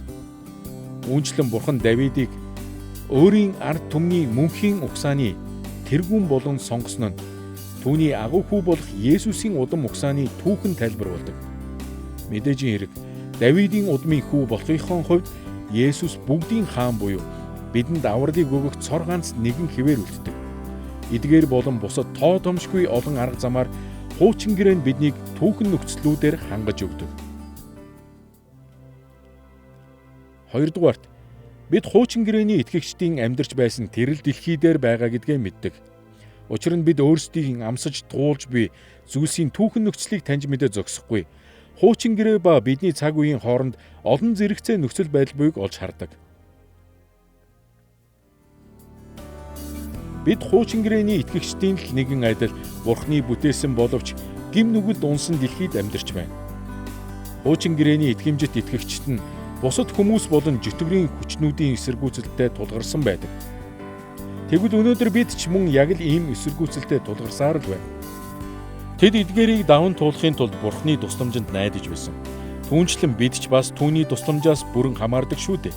Эдгээр төрлийн зэрэгцлүүд нь өргөн хүрээтэй байдаг. Гаднаа ялгаатай харагдах өнгөц байдлыг лавшруулан харвал бид хуучин гэрээний зохиогчд болон хүлээн авагчдынхтай тун ижил нөхцөл байдалд амьдарч байгаагаа олж харна.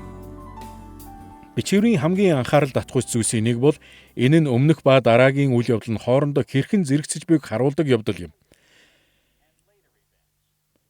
Иш үзүүлэгчид нь Израилийн Египтээс гарсан хийгээд цөлөөгөөс буцаж ирсэн үйл явдлыг хооронд нь зэрэгцүүлэн тавьсан байдаг. Мөн сайн мэдээний номууд нь Есүсийн амьдралыг Израилийн Египтээс гарсан үйл явдалтай зэрэгцүүлсэн нь ч бий. Илч Паул амласан газар руу явж буй Израилийн ард түмний аян зам нь Христийг даган шин тэнгэр, шин газар руу явж буй Христ итгэгчдийн амьдралтай зэрэгцэж буйг онцолдог. Мосесөд могоо өргөсөн нь өөрийнх нь загалмай дээр өргөгдөх үйл явдалтай хэрхэн зэрэгцэж буйг Есүс тэмдэглэсэн байдаг. Энэ мэтчлэн жишээнүүд ар араасаа хүрнэ. Теологчид эдгээр зэрэгслүүдийг ихэвчлэн Библийн типологи гэж нэрлэдэг. Энэхүү Библийн типологи буюу хэв загварууд нь хожимын нөхцөл байдал нь өмнөх нөхцөл байдалтайгаа зэрэгцээ байдаг гэсэн баримтаар суурилдаг. Энэ мэт зэрэгцлүүд элбэг бий. Учир нь бид хуучин гэрээний үеийн Бурхны хүмүүсийн амьдарч байсан дэлхийд л амьдарч байна шүү дээ. Бид нэг л ижил Бурхантай нэг л ижил дэлхий дээр амьдарч байгаагаас гадна бид мөн нэг л ижил төрлийн хүмүүсийн тухай ярьж байдаг. Тиймээс бид мөн эндээс хуучин гэрээ ба одоо үеийн хоорондох холбоог олж харах боломжтой. Хуучин гэрээ болон орчин үеийн хүмүүсийн хооронд олон ялгаа бий. Гэвч бичвэр бид бүгдийг нэг л ижил төрлийн хүмүүс гэж заадаг. Бид ялгаатай байдлын маань үндэс болсон үндсэн чухал үргэлжлэх чанараараа хоорондоо холбогддог. Энэ нь соёл ба цаг хугацааг дамнан биднийг нэгтгэдэг юм. Бид хуучин гэрээний хүмүүстэй дор хаяж 3 зүйлээрээ ижил байдаг. Эдгээр нь бүх хүн төрлөختөн Бурхны дүр төрх бөгөөд бид бүгд нүгэлтэй ба хүн бүр Бурхантай гэрээний харилцаанд байдаг зэрэг нь юм.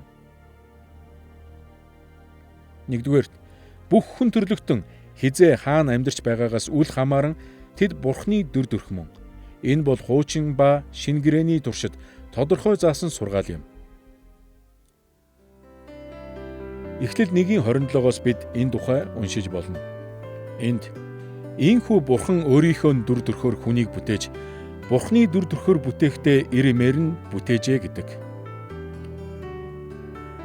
Нүгэл нь хүн төрлөختнийг завхруулсны дараач тэд Бурхны дүр төрх хэвээр байгаа гэдгийг Эхлэл 9:6-аас бид харж болдог.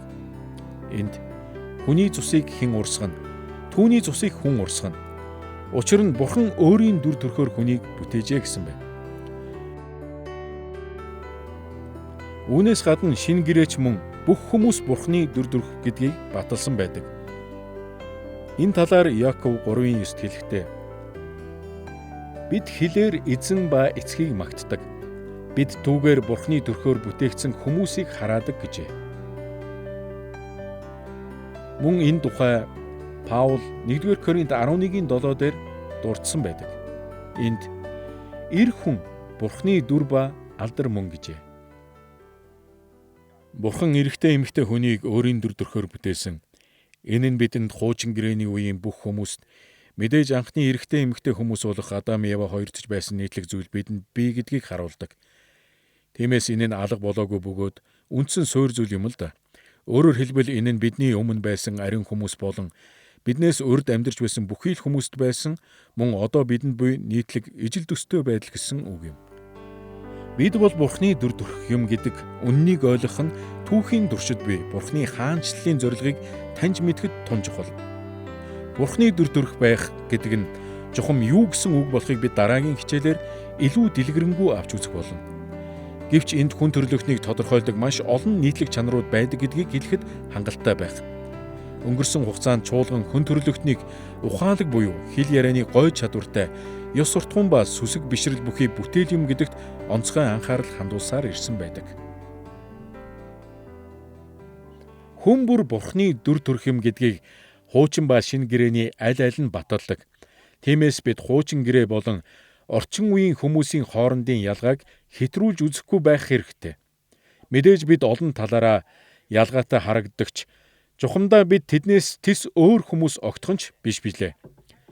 Хэдий бид яг тэдэн шиг биш тэднийг тодорхойлдог байсан оюун ухаан, хэл яриа, ёс суртахууны шин чанарууд нь биднийг ч мөн тодорхойлдог. Тэд бидэнтэй тун адил бодож сэтгэдэг байсан. Тэд аливаа хэлийг бидний ойлгодог шиг л ойлгодог байв. Мөн тэд бидний л адил ёс суртахуун болон итгэл бишрэлийн талаарх асуудлуудтай нүүр тулдаг байсан юм. Тийм учраас бид хуучин гэрээг амьдралдаа хэрэгжүүлэхдээ итгэлтэй байж болно. Үүнийг бичсэн болон хүлээн авсан хүмүүс нь яг л бидэнтэй адил Бурхны дүр төрх байсан билээ. Хоёрдугаарт бүх хүн төрлөختөн гим нүгэлтэй учраас бид хуучин гэрээний хүмүүстэй адилхан хүмүүс гэсэн үг. Паул Ром 3:12 дээр хүмүүсийн гим нүгэлтэй байдлыг дүрслэхдээ дуулал номоос иш татсан байдаг. Тэрээр энд бүгд гажиж цөмөөрөө хэрэггүй болжээ. Сайныг үйлддэг нь алга, бүр ганц чалга гэжээ.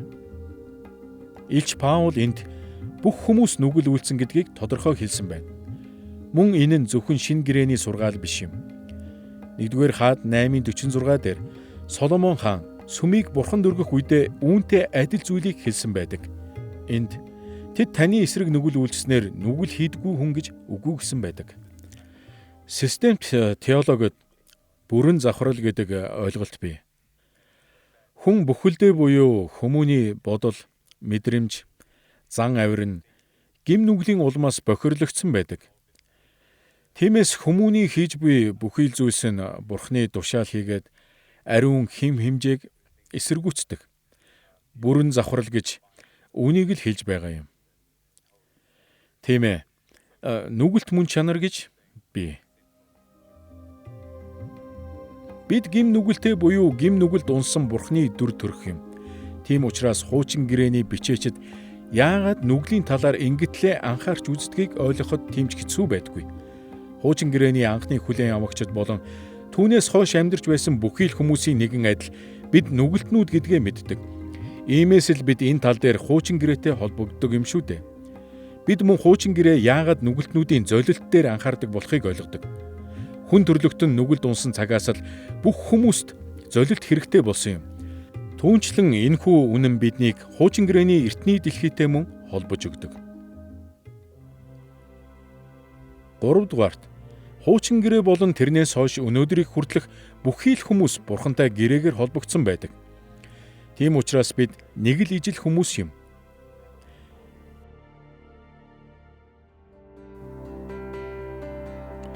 Хуучин ба шинэ гэрээнд бүх хүн Бурхантай гэрээний харилцаагаар холбогдсон тухай байнга өгүүлдэг. Бурхны Адам Ноа нартай байгуулсан гэрээнүүд нь бүх хүн төрлөختөнтэй хийгдсэн гэрээ учраас ертөнц дахны гэрээ гэж нэрлэгдсэн болохыг бид дараагийн хичээлээрээ үзэх болно. Эдгээр гэрээнүүд нь бүх хүмүүсийг ийдэг инэрэнгүй хаан болох Бурхны өмнө үүрэг хүлээхэд хүргэдэг. Хуучин гэрээний үлдсэн хэсэг нь Бурхны Израилийн ард түмэнтэй байгуулсан онцгой гэрээнүүдээр голчлон төвлөрдөг. Үүнийг үндэстний гэрээ гэж нэрлэдэг. Израилийн ард түмэн Бурхны Авраам, Мөсе, Давид нартай байгуулсан гэрээнүүдээр болон хожим нь Израилийн иш үзүүлэгчдийн зөгнөж байсан шинэ гэрээгээр дамжуулан Бурхантай харилцсан байдаг. Мөн өнөөдөр бид бүгд үүнтэй ижил нөхцөлд байна. Хүн бүр Бурхны Адам болон Ноатай байгуулсан гэрээгээр түүнтэй холбоотой болсон. Өнөөгийн чуулган нь хуучин гэрээнд Израиль үндэстэнтэй хийсэн онцгой гэрээнүүд болон Христ доторх шинэ гэрээгээр дамжин Бурхантай холбогдсон юм. Гэтэл 19:6-ад Бурхан Синай уулан дээр Израильтай байгуулсан онцгой гэрээнийхээ харилцааг үгүүлсэн байдаг. Энд тэрээр та нар надад тахилчдын хаант улс ариун үндэстэн болох болно гэжээ. Илч Петр энэ хэсгийг 1-р Петр 2:9-дэр иш татсан байдаг. Гэхдээ тэрээр үүнийг шинэ гэрээний чуулганд хандан хэлсэн. Энд тэрээр харин та нар сонгогдсон угсаа хаан тахилч ариун үндэстэн Бурхны эзэмшлийн ард түмэн юм гэжээ. Илч Петр энд Христийн чуулганд хандан Бурхны гэрээний онцгой ард түмэн болох Израильд хэлсэн үгсийг ашигласан байна. Христийн дагалдагчид одоо Христ доторх шинэ гэрээгээр дамжуулан Бурхантай нэгдсэн учраас тэрээр ийхүү хэлжээ. Энэ бол түүхийн туршид үргэлжилсэн холбоос юм.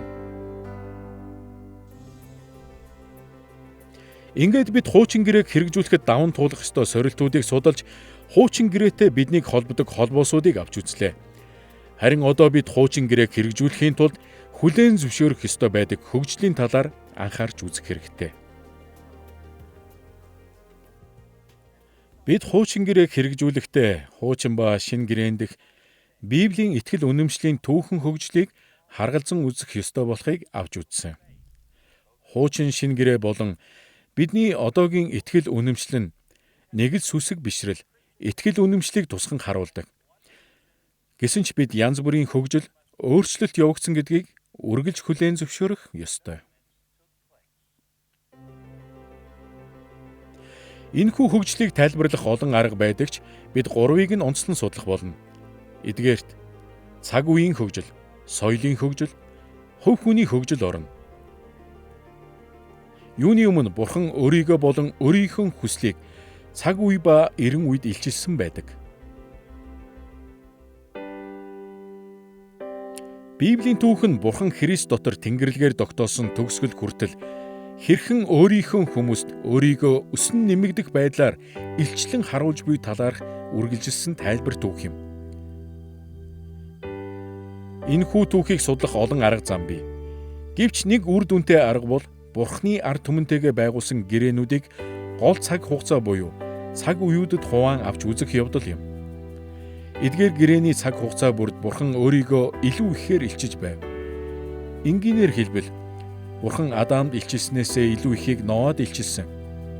Тэрээр Ноад илчилснээсээ илүү ихийг Авраамд илчилсэн. Мосе Авраамаас ч илүү их илчиллийг Бурханаас хүлээн авсан. Мөн Бурхан Мосегоос илүү их илчлэлийг Давидд өгсөн. Үүнчлэн шинэ гэрээний эрен үед Бурхан урд урдынхаас ч илүү ихийг илчилсэн байдаг. Еврей номын зохиолч Еврей 1:1-2 дугаар ишлэлд энэ тухай өгүүлсэн байдаг. Энд эрт үед иш үзүүлэгчээр дамжуулан эцэг өвгдөд маань олонтой айлдсан бөгөөд эдгээр эцсийн өдрүүдэд хүүгээрээ дамжуулан бидэнтэй ярьсан юм гэжээ. Библийн зохиогчдын нэгэн адил Христ итгэгчид нь Библийн түүхийг өөр цаг хугацаа буюу цаг үеүүдэд өөр арга замаар хуваасаар ирсэн.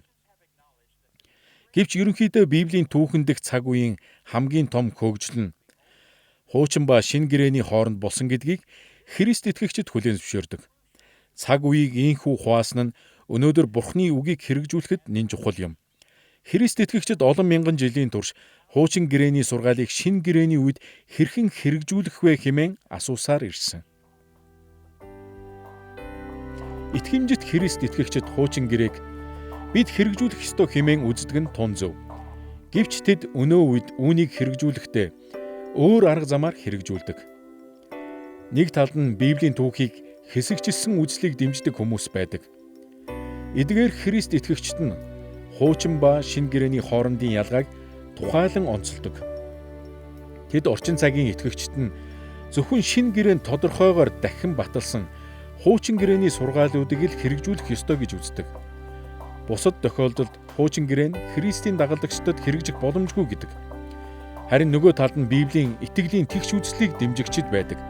Эдгээр нь Христ итгэгчид нь хуучин ба шинэ гэрээний цаг хугацааны тасралтгүй үргэлжлэх байдлыг онцолдог.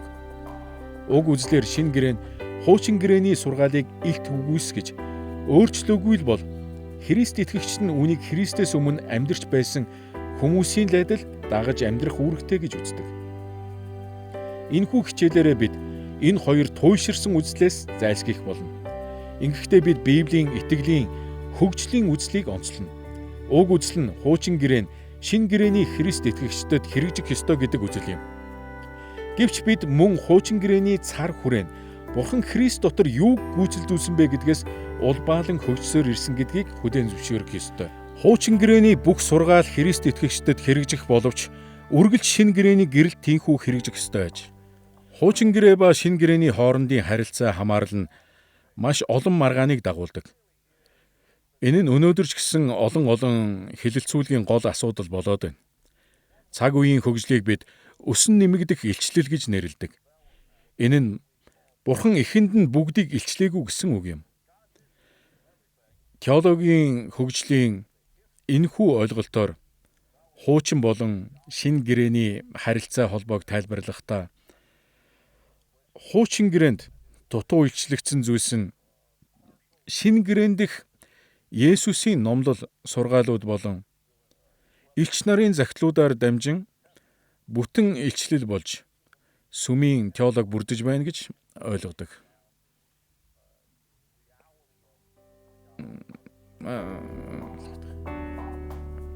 Галаат 3:24 дээр Паул хуучин ба шинэ гэрээний итгэлийн хоорондын харилцааны талаар дурддаг.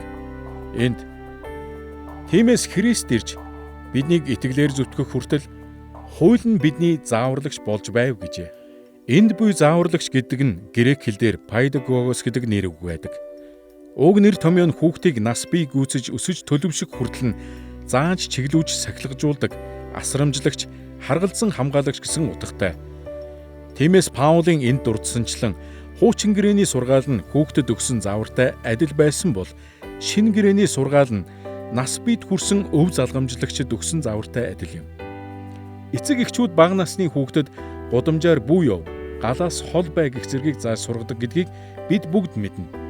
Харин хүүхдүүд насанд хүрэх үед нь бид тэднийг гудамжаар явахгүй байж галаас хол байхыг сануулхаа болдог шүү дээ. Учир нь тэд насанд хүрчихсэн.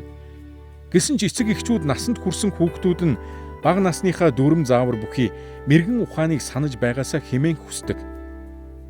Бид нас бий гүйцэн хүмүүсээс гудамж ба гал түмэр нь аюултай гэдгийг санаж болгоомжтой хандахыг хүсдэг. Том хүнтэй жаахан хүүхэд шиг харьцах нь бидний хувьд мунхаг хэрэг. Мөн насанд хүрсэн хүмүүс өөрсдөө бага насандаа сурсан зүйлсээ мартах нь ч мунхаглал мөн. Хуучин гэрээ нь олон талаараа хүүхдэд өгсөн дүрмтэй төстэй. Энэ нь хуучин гэрээ нь Израилийн ард түмний сүнсний нөхцөл буюу нас бид хүрч төлөвшгтэн зориулагдсан юм. Шинэ гэрээ бол Христ доторх Бурхны илчилдээс хойш амьдрч буй хүмүүс зориулсан заавар юм. Хэрэв шинэ гэрээний итгэгчид болох бид хуучин гэрээг тэр үеийнхэн хүмүүсийн адил дагвал Христийн ач холбогдлыг үгүйсгэсэн хэрэг болно. Гэвч хэрэв бид хуучин гэрээнд заасан мэрэгэн ухаанаас татгалзвал хуучин гэрээний эрх мэдлийг чухалчилсан Христийг үгүйсгэх ёстой болно. Христийн үнэнч дагалдагчдын хувьд бид хуучин гэрээний эрх мэдэлд захирагдах ёстой. Ингэхдээ бид эрен үед биелэлээ олсон хүмүүсийн ёсоор үүнийг хийх ёстой.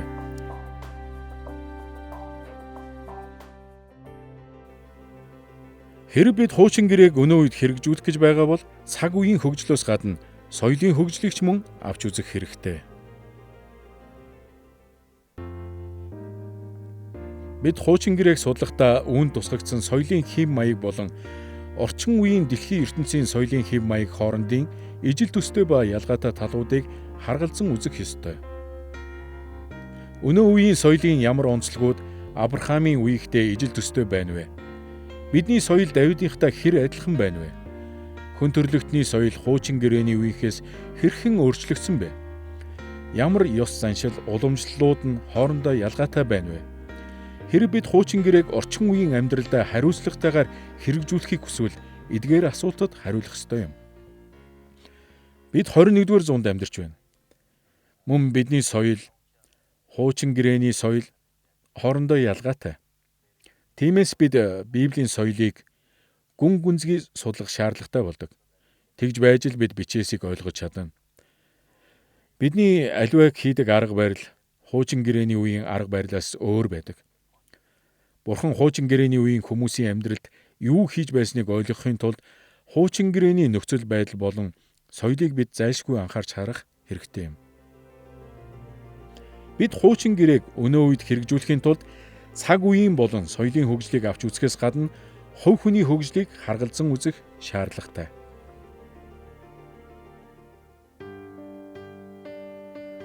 Хуучин гэрээний болон орчин үеийн хүмүүсийн хооронд төсөөтэй болон ялгаатай талууд ихээхэн бий. Хэрэв бид хуучин гэрээний бичээсийг зохих ёсоор нь хэрэгжүүлэе гэвэл бид дараах асуултуудыг асуух хэрэгтэй. Бидний хувийн амьдрал хуучин гэрээний үеийн амьдралаас хэр ялгаатай байна вэ? Бид нийгэмдээ ямар үүрэг гүйцэтгэдэг вэ? Эдгээр үүргийг хуучин гэрээний хүмүүсийн үүрэгтэй харьцуулбал юуг харж болох вэ? Бидний сүнслэг байдал ямар байна вэ? Бидний бодол санаа, үйлдэл, мэдрэмж нь хуучин гэрээний үеийн хүмүүсийнхээс хэр өөр байна вэ? Хуучин гэрээний болон орчин үеийн хүмүүсийн хоорондох төсөөтэй болон ялгаатай талуудыг авч үзснээр бид хуучин гэрээг амьдралдаа хэрхэн хэрэгжүүлэхээ илүү сайн ойлгож чадна. Энэ хичээлээрээ бид яагаад хуучин гэрээг судлах ёстой вэ гэдэг асуудлыг авч үзлээ. Ингэхдээ энэхүү эртний ном болон бидний хооронд байдаг алслалын улмаас бидэнд тулгардаг ярихгүй асуудлуудыг хүлээн зөвшөөрсөн. Энд бид энэхүү алслалын учир шалтгаан болон төрлүүдийг авч үзсэн. Түүнчлэн хуучин гэрээ нь бидний өнөөгийн амьдралд хамаатай гэдгийг, шинэ гэрээ баттай нотлдог болохыг бид олж харсан. Ялангуяа Есүс болон Паулын сургаалаар ийхүү нотлогддог. Мөн бид хуучин гэрээг амьдралдаа хэрэгжүүлэхтэй холбоотой бэрхшээлүүд, холбоосууд, мөн түүхэн хөгжлийг авч үзэх замаар дагах ёстой замаа тодорхойлсон. Христийн дагалдагчид ихэнхдээ хуучин гэрээний талаар багахныг мэдхэд хангалттай гэж үзээд зөвхөн шинэ гэрээг л өөрсдөд нь зориулсан Бурхны үг гэж харах гээд байдаг. Шинэ гэрээ хэдий чухалч итгэлээр өсөхийг хүсэж буй Христ итгэгчдийн хувьд энэ нь хангалттай биш юм. бидэнд мөн хуучин гэрээ хэрэгтэй. Хуучин гэрээг судлахын тулд маш их хөдөлмөр шаардагдах боловч хүчин чармаалт бүр үн цэнтэй юм. Хуучин гэрээ бол Бурхны үг. Христийн үнэнч дагалагчдын хувьд Христ бичвэрт өөрийгөө зориулсны адил бид ч эдгээрт өөрсдийгөө зориулах ёстой. Ингэж чадвал бид хуучин гэрээ бол бүхий л газарт, бүхий л цаг үед бидний дагах ёстой. Бурханаас бидэнд өгсөн гайхамшигт бэлэг юм гэдгийг олж мэдэх болно.